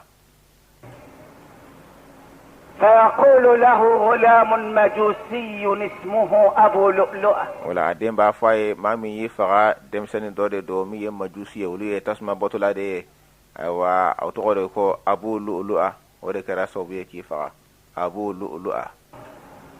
فيخر عمر ساجدا لله. ولا عمر بسنغ بين ورب لك سجودك الله تعالى وكلمك أفغباه فأيه. وبعد السجود يرفع رأسه. أيوة سجودين كفسا عمر أبو سرقة كنغلو كروتا ويقول ولا عمر بسنغ كانتو الحمد لله تنوبي عليه الذي جعل مصرعي مسامي نكا سياس وبياك على يدي رجل كافر أكرم مالك بولوكا مامي كافرية لم يسجد لله سجدة معمي هالي سجود كلين أموك الله تعالى يحتج بها علي أمام الواحد الديان. نابتاو كدلوية نكا الله تعالى مساكلين بين يقرأ مي جلوسرا مساي. عمر عمر هذا هو عمر. نندي عمر يكوي ماذا صنع؟ أي منك ماذا صنع؟ أي منك يا عجبا لما صنع. أي منك أي كبكو كوي يا عجبا لما صنع. عمر يمينك أي كبكو اذهب إلى أم المؤمنين عائشة يا عبد الله. أكو عند عبد الله إكتا سي مؤمن باما نويا أنبا عائشة رضي الله عنها. وقل لها عمر يستأذنك أن يدفن بجوار رسول الله. إكتا فو عائشة كو عمر بجينيك أفن ناسونا عمر كو أبفه وكاسودون على كركرفه صلى الله عليه وآله وسلم. قل لها عمر نبتاك ما فاي يكن توكلو فاي كا فاي كو عمر كوني دي بجيني كافي أكاسون نسوكا دون على كركرفه. ولا تقل لها أمير المؤمنين فلست اليوم أميرا للمؤمنين. نبيكما يفاي أفاي كو عمر كان فاي كو مؤمنو نيمو سولا بي نت مؤمنو نيمو بي يكن توكو جلان دي فاي. كان حساسا. عمر كن كرماي مامي ناكا سومي بركا كابو. كان ذواقة في استعمال الألفاظ. أكون كرماي مامي ناكا كيون كماو أيوا لبارا يورو أبو دون أيوا أنيدون بالا كما من كان غفو يورو منا أبو دون وأبو كما دفو وفو يورو لا. كان دقيقا في كل شيء. أكون كرماي أنيا كم مسين كو بلا جرينا أبي مين فو من كان غفو يورو منا ودي بفوي. قل لها عمر تافوي كو عمر إكاني تغوري فوي عمر. ولا تقل لها أمير المؤمنين. كان فو عائشة كو مؤمنو نيمو كانوا فو. فلست اليوم أميرا للمؤمنين. نت مؤمنو نيمو بي. ويذهب عبد الله إلى أمنا عائشة. ولا عبد الله أبتا أنبا مانو أنبا عائشة رضي الله عنها وأرضاها. ويستأذنها فتقول عائشة يا عبد الله. ولا أبتا جنيني كافه كافو عمركو كاكا جناي أشوها دو على كركرفه عائشة رضي الله عنها وأرضاها وفنا باجابيكو يا عبد الله يا عبد الله لقد كنت أود أن أدفن أنا في هذا المكان. يكادو كافو ني عائشة ندي كن كرام باكانو نشوكا دوني يروينا مع زوجي رسول الله كفران فروتشيكا نوي على كيراي ومع والدي أبي بكر أني كفران فاكا نوي أبو بكر نكم بفه ندي شوكا دو كفرا أوكا. أما وقد طلبه أمير المؤمنين. nga mumnu nyemoro o kelen ka nyini ne fesa ne ka jenaye ale shuka do kafara ncheka no ye alakiraye kafara nfaka no ye abubakar عمر كيرين كو نين فمونو نيمو فانا افضل امير المؤمنين على نفسي مؤمنو نيمو عمر نبا في سياني يريبي كم كدين موداما وارجع عبد الله الى عمر ولا عبد الله ابي سيكي كتاسي سيدنا عمر ما يقول له لقد اذنت المؤمنين ايوا بتا فاي يكادو كافو مؤمنو نيمو ايوا نو عائشه اي جندي ikado kafara alakiraka sallallahu alaihi wa alihi wa sallam ani abubakarka as-siddiqul ajal ثاني اثنين إذ هما في الغار رضي الله عنه وأرضاه أنبا عائشة رضي الله عنها وأرضاها أجينا ناي إشو كدو كفراؤك نيجم يساه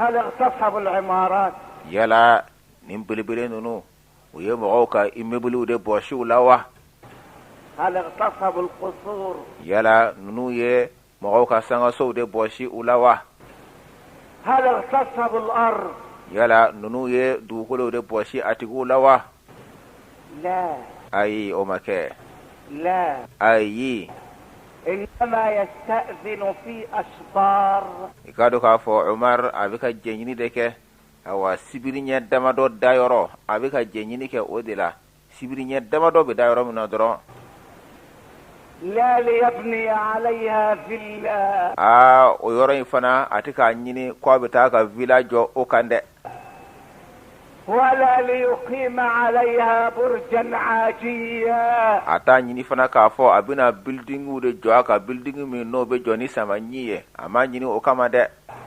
إنما ليدفن فيها أبيك أنيني دي مكوسو أشوكا دوي ويدفن عمر ولا أبي عمر سودو ويرولا مع الرسول كفر على كراكا صلى الله عليه وآله وسلم ومع صاحبه أبي بكر يعني كفر على كراكا أبو بكر الصديق الأجل ثاني اثنين إذ هما في الغار رضي الله عنه وأرضاه وبي عمر سودو كفراكا تقول عائشة ولا أنبا عائشة بيكانتو لا بعدما دفن أمير المؤمنين عمر في حجرتي ما منا مؤمنو نيمغو نوي عمري أشو دونين كوفي نكاسو مع رسول الله ومع أبي بكر كفر على كراكا صلى الله عليه وآله وسلم أني كفر أبو بكر الصديق رضي الله عنه وأرضاه كنت أدخل على رسول الله وأبي بكر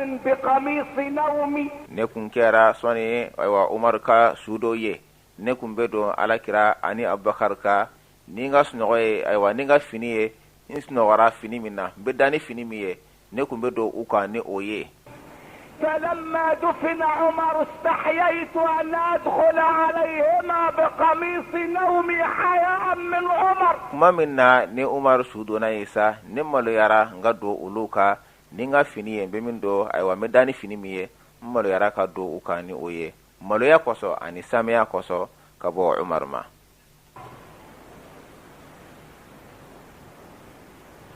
وهل عمر حي يالكو عمر ينما ديوا أليس شهيدا كو عمر تشهيد سودة بلى إنه شهيد عليه شهيد ده إنه شهيد الفجر يكادو كافو فجر سري شهيد سو ودي عمر ولا تحسبن الذين قتلوا في سبيل الله أمواتا الله تعالى كو قرآن كونو مامنو فغرا الله تعالى كسرفة أو كنا بسكيا كافو شودو ده بل أحياء عند ربهم يرزقون أبلا نينما وديدو وما يرى وبها غرزغي فانا شوته على يوري فو شهيد سو ما عمر دو شهيد سو ده فجر سلي شهيد سو فإذا كان عمر تحت التراب ني عمر كرا دو كلو جوكرو في حجرة عائشة أنبا عائشة رضي الله عنها وأرضاها أكسوكنو إلا أنه حي غانغا دو كافو عمر أنينما دو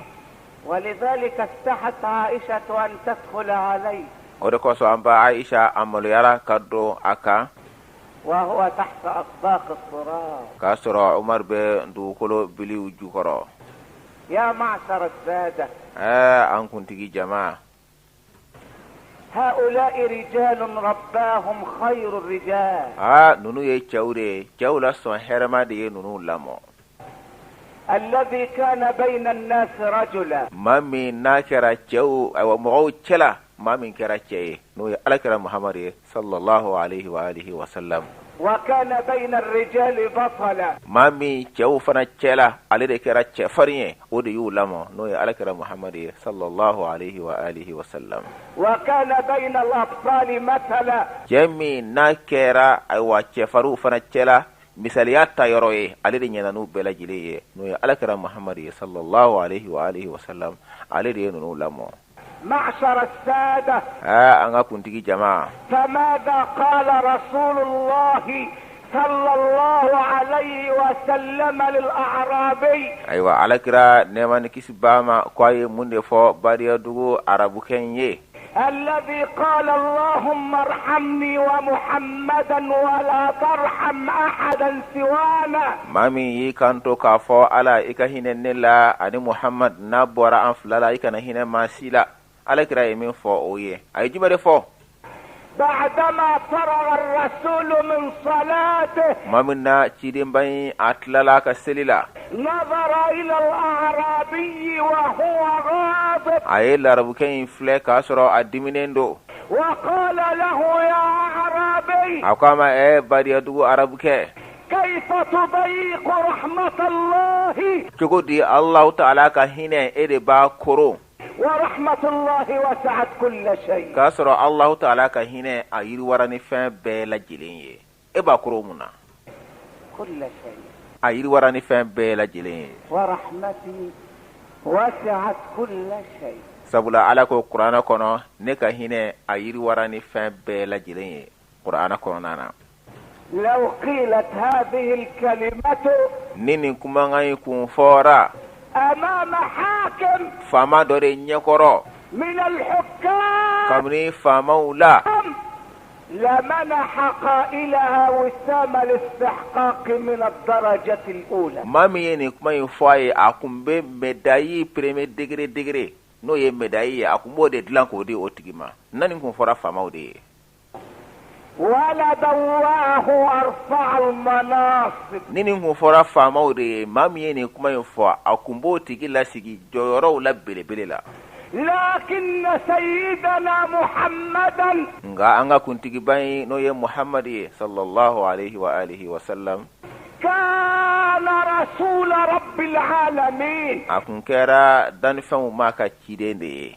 أيها السادة الأعزاء. aya anga kuntigi munu ye mabawye أعود من هناك إلى هنا. besigi ka boyensa kana ni yoroina. وما أدراك ما هنا. ema do min be yanwa هنا مدرسة محمد صلى الله عليه وسلم. ne muhammad ka kalanke yorode ne man kisi bama. يقول فيها الحبيب المصطفى. aywa an kanu bai mi allah taala ka masugantilenye abin de fosa aka kalan yoroina. البر لا يبلى. akoy kado ka fo nyumaya ate korode. والذنب لا ينسى. ikado ka fo judubu fana nyinate ka kode. والديان لا يموت. ikado ka fo jurusara masa ate sade. اعمل ما شئت كما تدين تدان. femi mana ija oke imana jurudo chugumna abe sarate. ويقول ايضا aba fo tuguni alaka de bo fo ne man kisibama. كل ابن ادم خطاء. ikado ka fo adama de bela jile khataw kala do bela jile be fili. وخير الخطائين التوابون. ikado ka fo mamunu be fili munu be khataw o bela jile la so herema o ye mogode mamunu be tubi kata allah ta'ala ma. الحمد لله رب العالمين. tanu be allah ta'ala mi dan famu mai. واشهد ان لا اله الا الله ولي الصالحين. besiriya ka fo ma fuste fona kara allah ta'ala alire ma nyuma useme yoroy. واشهد ان سيدنا ونبينا besiriya ka fo anga kuntigi ananga nabi nyuma وعظيمنا وحبيبنا ananga belebele anan kanuba محمدا رسول الله. mi ye muhammad ye besiriya ka fo allah ta'ala ka kidendo. خاتم الأنبياء والمرسلين. نبي نيمو دفا باددو كيدو فنا دفا بغدو. معشر السادة الأعزاء، أنغا ما باو أنغا كنتيو. وأنا أطالع صحف هذا الأسبوع. كاسرو نبيكا أيوا نيتمتميكا جتمنيكا جورنالوكا جورنالي منو بورا نندوكم كونانا كاسرو بيكا أوفيسي كو يلما كو لجي.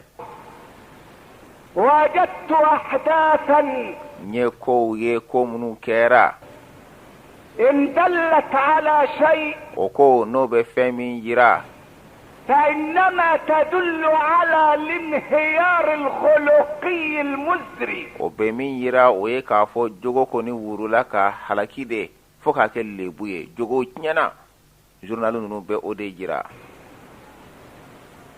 إحدى المجلات القاهرية، أيوة قاهرة نوية كاريه، أيوة وجورنالو دو الأسبوعية، جورنال مي نابي بو دوكم كونو شين كيلي، وتسمى مجلة أكتوبر، وبو ويلكو أيوة مغازين دكتوبر، أيوة أكتوبر كالو وكيبو كوري تودا المغازينيكا،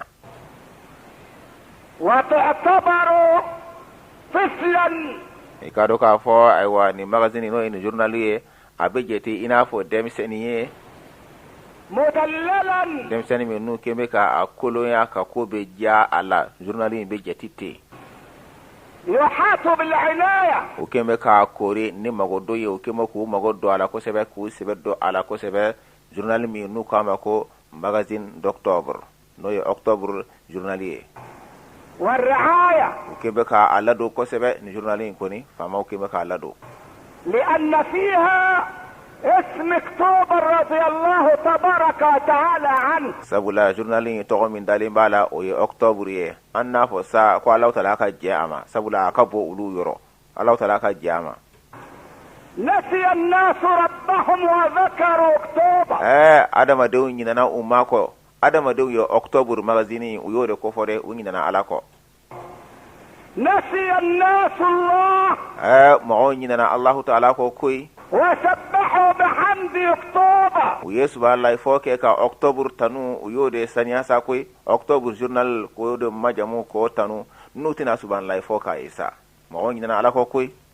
وغدا سيبقى ضريح لسيدنا أكتوبر. أيوة أتويري أتنا بالك هكا دون دولار ونا كبر دوير لابي ko to da ko october koy o be songo yereke sabula october mo de nyina ala ko kata unyashi october ba يبنى ضريح o be songa kaburu do jowo لنقرأ الفاتحة على روحه ngoso ka fo ka ngata fatiha kala onika koni o be songo kewo.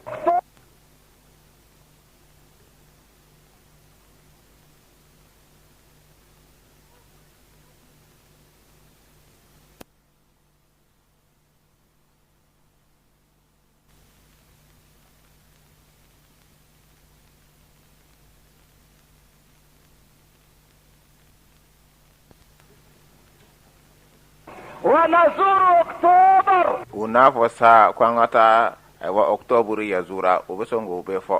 والله يقول لحبيبه محمد كسر الله تعالى دون ايافو اكانو بانيه مي محمد وما رميت إذ رميت ولكن الله رمى. مامنا نيه كيرونيك اما كيرونيك او nga الله تعالى يريد كيرونيك. وما النصر إلا من عند الله العزيز الحكيم. الله تعالى كو دمسرو أني سيتجيا وما كيف فوشي في كسر أبيبو الله تعالى ديورو مي يسي مساي مي كيرين ما مساي. نسينا الله عنينا الله تعالى كو وسبحنا بحمد أكتوبر. عني سبحان الله فوكي ني أكتوبر تنو دي magazine wala ma journal octobre mo yusban الله فوكي اوري ساكوي. ماذا قالت مجلة أكتوبر؟ ايوا اكتوبر جورنالي ايمو فو عن أي شيء حدثتنا هذا الأسبوع؟ ايوا جورنالي مي نو اكتوبر جورنالي ay baro jumare fo an yeni ndo kuina والله الذي لا إله غيره nyankali Allah ta'ala mi ma fushte funa kara likilinye لقد قالت كلاما لو دخل البيوت لأشعل فيها النيران wallahi ni journali no yo octobre ye ay kuma fo kuma mi na do na so kono wallahi ana tasma mene uso kono لقد قالت كلاما لو قرأته البنات ikado ka fo journal octobre ay kuma fo kuma mi nandi muso ya kala لكان بطن الأرض أولى بهن من ظهرها du kolo kono na o de kafsa uma ni du kolo kenema laye nu yo kala لم تكلمنا أكتوبر عن السيدة عائشة aywa journal octobre mi fulani ye ama kuma an ye ka bo amba Aisha ma radiyallahu anha wa ardaha amu to fo de ولا عن أم المؤمنين خديجة mu'minu ba no ya amba khadijatul kubra radiyallahu anha wa ardaha journal octobre ama kuma ukande فهذه المجلات لا تعرف شيئا عن هؤلاء العمالقة ni journal nunu ute foshi don ka bo ni belebele nunu ma ute nunu don إنما حدثتنا عن ممثلة عالمية ikado ka fo journal octobre akuma nan ye ka bo film tournela do de ba film tournela mi ni jembela gilen ba do no ye film tournela international ye akuma na ore kan اسمها بربارة o be mi wele ko Barbara قالت مجلة أكتوبر aywa octobre journal de ya fo sa aka journal kon nana ni do kuina إن بربارة هذه ki kado ka fo Barbara mi fleni ye no ye aywa actrice ye aywa film kon nana قبلت في الفيلم ko ya embrasser ka sungu film in kon nana 49 قبلة ya embrasser aywa ka sungu chien binani ni kononton ni film ina حتى أصيبت شفتاها بنزيف الدم fi kado ka fo jolishu fo dara adawolo flaka embrasser ke ko awa juguya koso anacha ya ko juguya koso journal ye ni ne fo journal octobre wala ma magazine d'octobre فوضعوا على شفتيها قطعة من البلاستر otbana uye framun do da aywa adawolo ka sabula embrasser ke ko juguya anacha ya ko juguya fo jolishu dara aywa adawolo ka otma uye framun do da adawolo ka لكن بطل الفيلم تمطع تمطيعة ko o yoro de la sa mi e film yere acteur ye o fana china ka ifunu ko jugula ثم هب kwa china ka ifunu ka wuli ki tarbasu ka jo no e film acteur yere واقفا awula ki jo asenka وقبلها القبلة الخمس china ka ta aywa Barbara ka embrasser ka sumusubu ka dafa chien bidurula nini be jurali ngono صدق الشيطان الرجيم shetana ye tinya fo koy shetana mi ye farla ki rufen ay tinya fo koy مجلة أكتوبر ko octobre magazine wala ma octobre journal تذيع سرا خطيرا ko bina gindo dore poy mi ye gindo min ka jugu ko sebe min ka fari o de ni سنحرر به المسجد الأقصى autina fo sa ni gindo yi al aqsa misri amina akan horayani ni de سنعيد به مدينة القدس التي فتحها الفاروق عمر qudusu dugumi ni awa obo shirana ni nyani kalo farabaga dangile no ye umar ye min dayele otmana nimana mana kanunu amina qudusu dayele ni de wa سنعيد به مرتفعات سوريا aywa suriya yorokoro talemnu be no boshira na yala ni mana kanunu amina o lasigi ko mine ni mana kanunu de wa سنؤمن به سيناء aywa aga sina yoro kaseka hakilisigi ko ani basigi ko sabati ya amina o sabati ni mana kanunu de wa نعم يا سيدي أكتوبر an kuntigi octobre de نعم يا سيدي أكتوبر ya an kuntigi octobre نعم يا سيدتنا بربارة an kuntigi muso Barbara otmana amina ni kuban nuke ni mana kande yake Barbara film tournela قبلت 49 قبلة uya embrasser ka sumusumu chien binani ni kononton film ina وأصيبت شفتاها بالنزيف ikado ka fo adawolo fla fo julishu daraka هو العلم yala ko ni de yere tangayewa أتلك هي الأخلاق؟ نيندي جوجو نيمو يساوا هذا هو الإسلام؟ يلا نيندي إسلام يا يساوا أتلك هي التربية؟ يلا نيندي لموني وا هذا هو التقدم؟ يلا نيندي نيتا يوا لو دخلت هذه النار إلى بيوتنا نين تسمعين دونا كتا أنغا سو كونو وقرأتها بناتنا نان ديموسو يني كما من كانوا كلام فماذا عساهم أن يقولن عن هذه النار؟ وبنا موندي فو نيموسو ما باربارا هذا هو التوجيه السليم؟ يلا كدمسنو نيشي يورولا مين كيشيدن دو اودي نيوا من هنا اودي كوسو كان واجبا علي واجب كوندو نما أن أذكر أمام حضراتكم أحداثا nga nyefolike au nyekoro koula komunu kera وهذه الأحداث akado kafo ni komunu kele niye صحفهم هي التي تحدثنا عنها aywa uka gafewo aywa anuka journalu odiba anyefo au yekoi الحادث الأول aywa ko folo min no kera nambina kuma uka مدرس مصري niye karama doye miye misra kaye يتزوج بطالبة في إحدى الكليات aywa naye kala ne muso do furu aywa miye université dawla ayo furu ويخبرها بأن سنه 34 سنة ale ya fo aywa muso yesa ko ale shiye sambi sabani sananiye ويخبرها بأنه يعمل في إحدى دول البترول abetla ka fo muso yefana ko petrol jamana ko ale be barake o dode la وما دام العريس يعمل هناك في البترول madama konyake du na yasoro abi barake ye petrol jamana kono nana فإن نصيبه في اليوم برميل ikado ka fo adi yoro ye aywa don kono ikado ka fo bargo nyekile odi ya ni yoro ye dongo don ayo fo وما أدراك ما ثمن البرميل aywa minguni ye bargo nyekile yere obesongo min soro bebo do وما أسعد الذين يتزوجون البراميل mo fana ulu lafiya rasa mo munu no be furu aywa bargo tiginu no ma ورضيت الزوجة ورحبت aywa furu muso yin ajena nayi ay bere ke ni furu yin ko tare ni furu ye ko ay ke nyuma soro وسافرت معه إلى دولة البترول ola ani ken anu tamana sa kata petrol jamana ina وذات ليلة نظرت إلى زوجها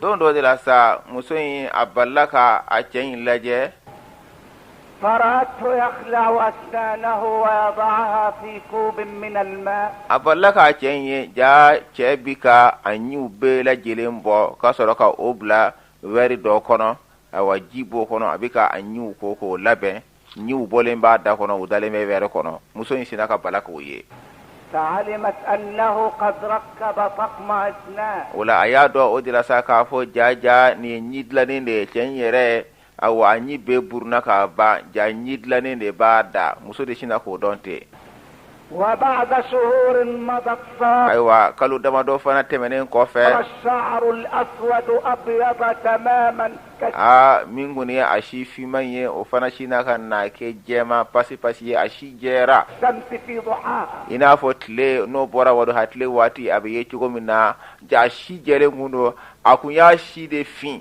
mungo so ata muso infuru ka le demseni jaja ale korola ابيض الشعر ashi jera koi وضاعت الأسنان aywa anyin nu faraj nyena koi uburna فعلمت الفتاة أنه عجوز وأنه غشها orod la sa musumani sa aya do ka fo jaja ni wa choro bade ye aya do ka fo jani ya ale namara de ka ale janfa غشها aywa aya namara ka janfa بسواد شعر ni ashi finiye وغشها aya janfa ka namara بطقم أسنانه naka nyidla ne uye kodo adda ina fo ya ere kan nyiye ka soro anyu be burna korofe fa nyu de dla aya namara ka janfa فطلبت منه الطلاق wala afara e furusa nyini chen fe okoso وطلقت aywa furu infana sara ko adablara إن هذا الحادث ikado ka fo nin ko min kele yen nin ye na bu ka journalu kono لا يجوز أن يمر علينا مرورا ni manga teme awna tengu ka soro amma ye de إن دل على شيء nini be fem min jira فإنما يدل على فساد الأخلاق ni be jogo nyeli de jira koy الغش من جانب الزوج ni be cheka nambara anaka jamfande jira والطمع من جانب الزوجة awa ani nata ofana ori be ni koina awa furumuso yara fanfe أهلها anaka sumo unna tarade وكيف يسوغ لشيخ yala abidda ga chugudi na be ben chogoroba ye بلغ من العمر 54 mo mi si sera san biduru ani san nanina nga tarafa ko ale bisabani nani ye سنة mo mi na korola يتزوج طالبة o be se kata aywa debsere muso furu chugudi mi na be lycée konnana من الجامعات aywa lycée do konnana o be se ake chugudi ale korolen ko feta كل من زوج الفتاة بشيخ dongili dala ko afo maye mami ye muso demseni ta ko furu chokoroba ma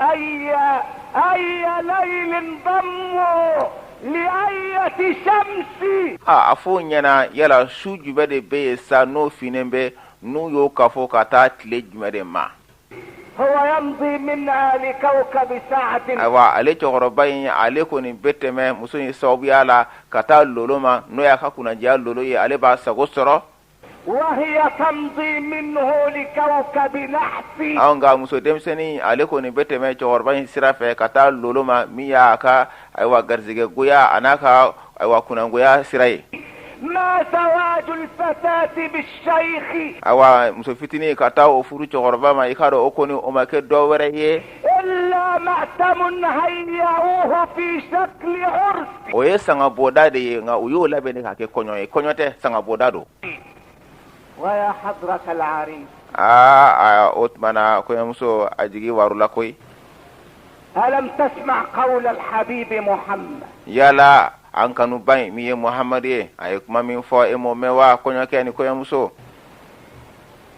من تزوج امرأة ni mami ye muso furu لم يتزوجها إلا لمالها ima muso yin furu foshi koso fona kera akan na foro de kama لم يزده الله إلا فقرا allah ta'ala ti jiri foshi la fona kera fantanya ye ومن تزوجها ni mami ye muso furu لم يتزوجها ima furu إلا لحسبها fona kera aka dambe koso ko aywa abokolo ulu ye dambe tigu ye ni ya furu o damade kama لم يزده الله إلا ذلا allah ta'ala ti jiri foshi la fona kera dogoya ye ومن تزوجها ni mami ye muso furu لا يتزوجها ata furu foshi koso إلا لحسنها fona kera aka nye koso ko ache kanyi لم يزده الله إلا دناء allah ta'ala ta jiri foshi la fona kera kuntanya ye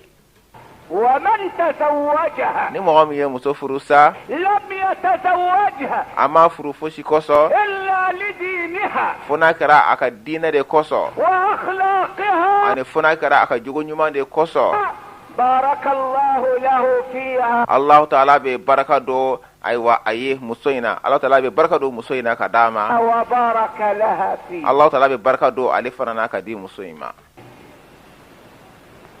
قيم ضاعت niye dambewude minu nyena قيم ضاعت niye dambewude minu nyena sa ومعايير اهتزت niye sumali minawde minu lama raka yere وقواعد اضطربت niye adama de ya josewndi min lama raka nye يرحم الله ذلك الصحابي الجليل allah ta'ala ka hine awa o sahabaina alakira ka sahaba bami الذي خرج مسافرا وقال لزوجته min bora ka taka dugu tagala ayi kanto afuru musoma أوصيك ألا تخرجي حتى أعود من سفري be aywa saganaliki yeki ladi ikana bonga sokono fonga sirikana وجاء أخوها بعد سفر زوجها wala balma ken nana a ceka dugu taga kofe وقال لها يا أختاه anana fɔ a ye ko ya ne balimamuso إن أباك مريض i ka dɔn k'a fɔ i fa man kɛnɛ dɛ فتعالي لتعودي. na mun kɔsɔn i ka taa bɔ i fa ye i ka taa fɔ k'a lajɛ i fa man kɛnɛ dɛ فماذا قال؟ ayiwa muso in ye mun fɔ لو كانت إحدى نساء العصر n'a kun kɛra an ka nin waati muso dɔ ye للبست ثيابها a kun na a ka finiw dɔ a kan na ووقفت أمام المرآة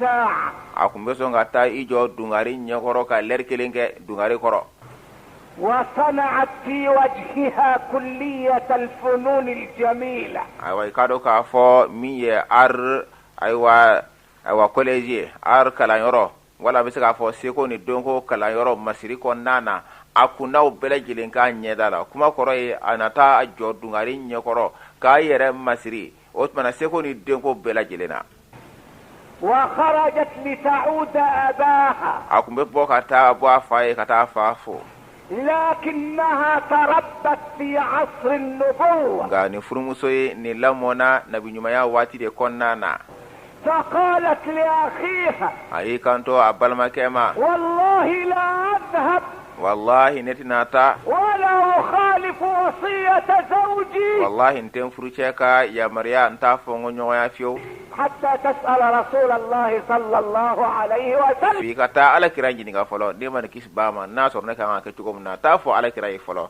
n'o tɛ n tɛ bɔ ka taa n fa lajɛ ذهب أخوها ayiwa a balimakɛ taara واستأذن الحبيب a taara jɛɲini kɛ an kanuba in fɛ alakira muhammad sallallahu alaihi wa alihi wa sallam فماذا قال الحبيب؟ an kanuba in ye jumɛn fɔ قال له يا بني a ko a ma ya ne den أخبر أختك t'a fɔ i balimamuso ye بأن طاعتها لزوجها k'a fɔ a ka cɛ labato ka to so خير من زيارة أبيها. o de hɛrɛ ka bon ka tɛmɛ a ka taa bɔ a fa ye k'a bɛ taa fa lajɛ ومات أبوها o la a fa fatura وجاء أخوها a balimakɛ nana fatulen kɔfɛ يا أختاه a ko ya ne balimamuso لقد مات أبوك ayiwa i fa a fatura sa dɛ فتعالي لتلقي na sa i ka na keruni kɛ النظرة الأخيرة قبل دفن. na i k'i ɲɛ da a ka siɲɛ laban sɔnni an ka taa su don na i fa lajɛ sɔnni a ka jɛnajɛ ka kɛ لو أن غيرها من النساء n'a y'a sɔrɔ nin kun ye mɔgɔ wɛrɛ ye kabini musow la ni ale tɛ للطمت خدها a kun n'a tɛgɛba da ayiwa a tulo kɔrɔ وقطعت شعرها a kun n'a siw tigɛ tigɛ وشقت ثيابها a kun n'a ka finiw fara fara وحملت التراب على a رأسها kun na buguri ta k'o sera a kunkolo kan لكنها قالت لأخيها nka muso in a y'a fɔ a balimakɛ de ma hali sisan والله لا أذهب حتى تسأل رسول الله. a ko wallahi ne tɛ taa f'i ka taa ala ka kira f'i ka taa ɲininka صلوات الله وسلامه عليه. allahu taala ka nɛɛma a n'a ka kisi bɛ a kan وذهب أخوها إلى الحبيب o la a balimakɛ taara an kanuba in yɔrɔ n'o ye alakira ye sallallahu alaihi wa alihi wa sallam يستأذنه a bɛ taa jɛ ɲini k'a fɛ لأخته a balimakɛ a balimamuso ye أن تذهب mun kɔsɔn a ka se ka taa لتلقي mun kɔsɔn a ka taa kiruni kɛ النظرة الأخيرة filɛli laban a ka t'o da على جثمان أبيها. a fa su kan فقال الحبيب المصلح an kanuba in min ye dilannikɛla ye n'o ye alakira muhamad ye sallallahu alaihi wa alihi wa sallam a y'i kanto طاعتها لزوجها a ka cɛ labato خير من رؤيتها o لأبيها. ka fisa ka taa k'a bɛ taa ɲɛ da a fa kan اسمعوا الأخلاق والعلم nin de ye jogow ye والتربية. nin de ye lamɔni ye ودفن أبوها o y'a fa su don وعاد زوجها o la a cɛ segira ka bɔ a ka dugutaga la فأخبرته بما جرى o la ko min kɛra a y'o fɔ a cɛ ye فذهب زوجها إلى سيد الخلق ayiwa a cɛ taara dannifɛnw bɛɛ lajɛlen kuntigi a taara o yɔrɔ وحبيب الحق ayiwa tiɲɛ masa ka kanubaga a taara o nɔfɛ n'o ye alakira muhamadi ye sallallahu alaihi wa alihi wa sallam وأخبره بما جرى fɛn min kɛra a taara fɔ a ye فقال له الحبيب محمد an kanubaga ye n'o ye muhamadi sallallahu alaihi wa alihi wa sallam a y'i kanto muso cɛ ma يا هذا ya e cɛ أخبر زوجتك taa fɔ i furumuso ye بأن الله قد غفر لأبيها allahu taala yafara muso in fa ma إكراما لطاعتها لك a ye e labatuli min kɛ o bonya kosɔn allahu taala yafara a fa ma t'o fɔ a ye إكراما a kɛra bonya de kosɔn لطاعتها لك sabula a ye e labatuli min kɛ لأنه رباها sabula ale de y'a lamɔ لأن أباها هو الذي رباها sabula a fa de y'a lamɔ وأحسن قيادها o de ye a lamɔni ko ɲɛ يا أيها المسلمون الأعزاء silamɛw minnu ye n ka maabaw ye لقد وصلت بنا الحال a ka don k'a fɔ an ka lahalaya sera من الانهيار الخلقي kabini jogo binni ani jogo tiɲɛli la a taara se أن طبيبا k'a fɔ dɔgɔtɔrɔ dɔ في إحدى المصحات ayiwa kɛnɛya baara yɔrɔ dɔ la وكاتب صحة ani ayiwa kɛnɛya notɛri dɔ min bɛ ayiwa sɛbɛnni kɛ kɛnɛya taabolo kan أخرجوا لأحد المواطنين شهادة وفاة وهو على قيد الحياة a namara taara se ani jogo tiɲɛli a taara se yɔrɔ la ninnu maa ɲɛnɛma dɔ u y'a ka saya papiye sɛbɛn a ka saya papiye k'a sɛbɛn k'a fɔ k'a sara k'o papiye sɛbɛn k'a sɔrɔ a tigi ɲɛnɛma don namara yɛrɛ kosɔn ani janfa kosɔn ليعفى من التجنيد ayiwa mun kosɔn a kan ka fɛn minnu sara mun kosɔn a sen ka bɔ o la u ka exonéré yafa ka k'a ma u taara sɛbɛn ko a sara mun kosɔn fɛn minnu kan ka ɲin'a fɛ u kana ɲin'a fɛ bilen namara ni janfa sera o hakɛ la أرأيتم إلى هذا التقدم التكنولوجي في الغش aw y'a ye k'a fɔ ayiwa développement ba min kɛlen filɛ nin ye namara yɛrɛ ye k'a développer k'a taa ɲɛ fo ka se nin ma aw m'a ye sa شهادة وفاة ayiwa saya papiye k'o sɛbɛn لأحد الأحياء mɔgɔ ɲɛnɛma dɔ tɔgɔ la a tigi ɲɛnɛma don nka a ka saya papiye k'o sɛbɛn k'o signé وكتب الطبيب فيها dɔgɔtɔrɔ de y'a sɛbɛn o la إنه مات بسبب الاستسقاء والانتفاخ وضغط الدم ko a sara ayiwa a ka saya sababuya ye min ye joli dɛsɛ a n'a fari fununa ani tension k'o de y'a faga u y'o bɛɛ lajɛlen sɛbɛn k'a sɔrɔ a tigi ɲɛnɛma don العالي وصاحب الشهادة كالجن i k'a dɔn k'a fɔ k'a sɔrɔ maa min tɔgɔ sɛbɛnna ko a sara ko a falen bɛ i n'a fɔ ɲagamɛ يمسسه سوء juguma foyi m'a sɔrɔ لماذا؟ mun de kosɔn nin إذا kɛra أردت أن تنجز فعليك بالونجز sabula u b'a fɔ dɛ ko n'i bɛ fɛ ka baara min ka kɛ min b'a kɛ e k'o di ni e ye wari di ka ban dɔrɔn fɛn bɛɛ lajɛlen bɛ kɛ i ye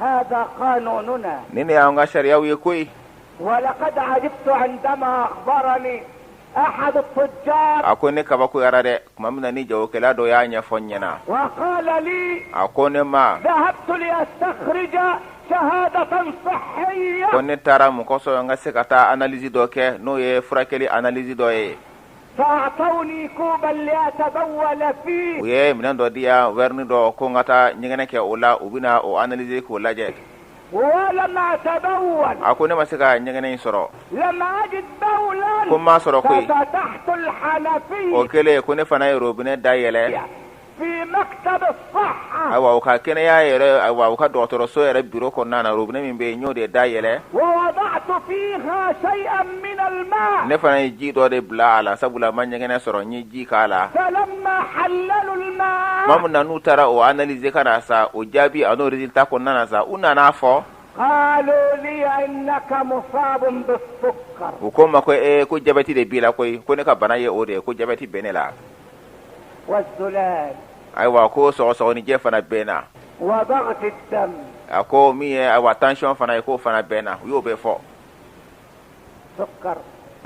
ko jabeti أنا المصاب أم شركة مياه القاهرة؟ ko tuma ko bana de benela wala ma ker aywa ji société ajibe munu bolo bana bulu wala bana bene de la ne ji daba de di o ji daba o taro analyser kara fo ni bana bila o tuma bene de la wala ma aywa mi ji société tigala ba o abe ulu de la de أنا المصاب بالسكر. aku yala ko mi jabeti o bene de la wala ba o be joni la هذا غش aku ni namara de وذاك تزوير. ni ka ko bayela ma de ومع ذلك فجريدة الجمهورية ngani nata bela gele o ka journal fana be journal min no ko ma ko la république al jumhuriya o journal fana تشغلنا بسؤال فارغ. o bina ansugula ni nyini ngali langolo ye بالأمس kunungo مواطن تافه يسأل. aywa jamana kono de gwansan do bika nyini ngali ke جاءني سائل وقال لي أعطني ako do nanan deli o ko ma ko son ولم يكن معي ما أتصدق به fema soro ne bolo mbe sarakati min dama ako ma ko nga son fente mbolo فلمح علبة السجائر في جيبي ale fana ye cigarette paquet ye ne ka poche konnana فقال السائل wala deli kala shi ne kando ne ma أعطني سيجارة o tuna cigarette diyanke فأعطيته. ne fana ye cigarette dama السائل يسأل o to nyingali kala bika nyingali ke de أتعتبر السيجارة صدقة؟ yala cigarette me jeti sarakati yewa ne cigarette di deli kala ma yala nya sarakati bowa فلم تاكل. ni kuma kuntane متى تركتها أقول- وكتبت عليك سيئة ko fendo femi e ya mi ala yo sebeka ka ke junubu ye وتصدقت بها فلم يقبلها الله ya ke sarakati ye allah taala fana ma mine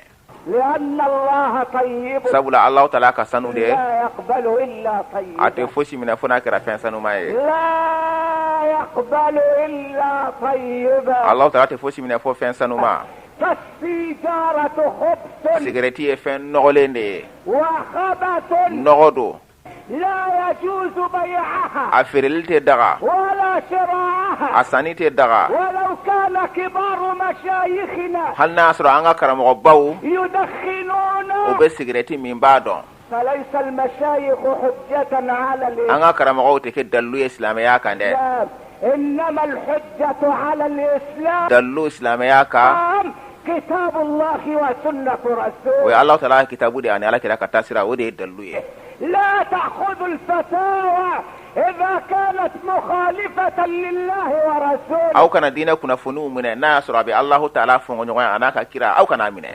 إنني أعلم علم اليقين ne ba do dengene ya donina أن كبار العمائم ka البيضاء fo anga jelamugu jemantigi belebele nunu no anga karamogo baw ye لا تكف عن تدخين ne السجائر ba do ka fo ute fa cigarette minina fe mbo do anga karamogo baw jelamugu batigo ولكن ذنبهم على جنبهم. nga o ka junubu be o kere ka bu yere de ka أما نحن nga ansa وأسوتنا anga la degeli fe وقدوتنا ananga nyomo min fle لقد كان لكم في رسول الله أسوة حسنة. o de ka fo aka do ka fo la degeli kon nyuma o kera aw ye allah taala ka kira la ala kira ango la dege o de anga dallu ye في رسول الله. aywa aka do ka fo anga dallu ambu mune ala kira de la ne man kisbama ambalma o ay min soro ko dawt loka الشيخ عبد الحميد كشكي يرحمه الله أكا كتبالا أبايل مليكنا بنا أيوا بونغانا أديني على كان بيسواما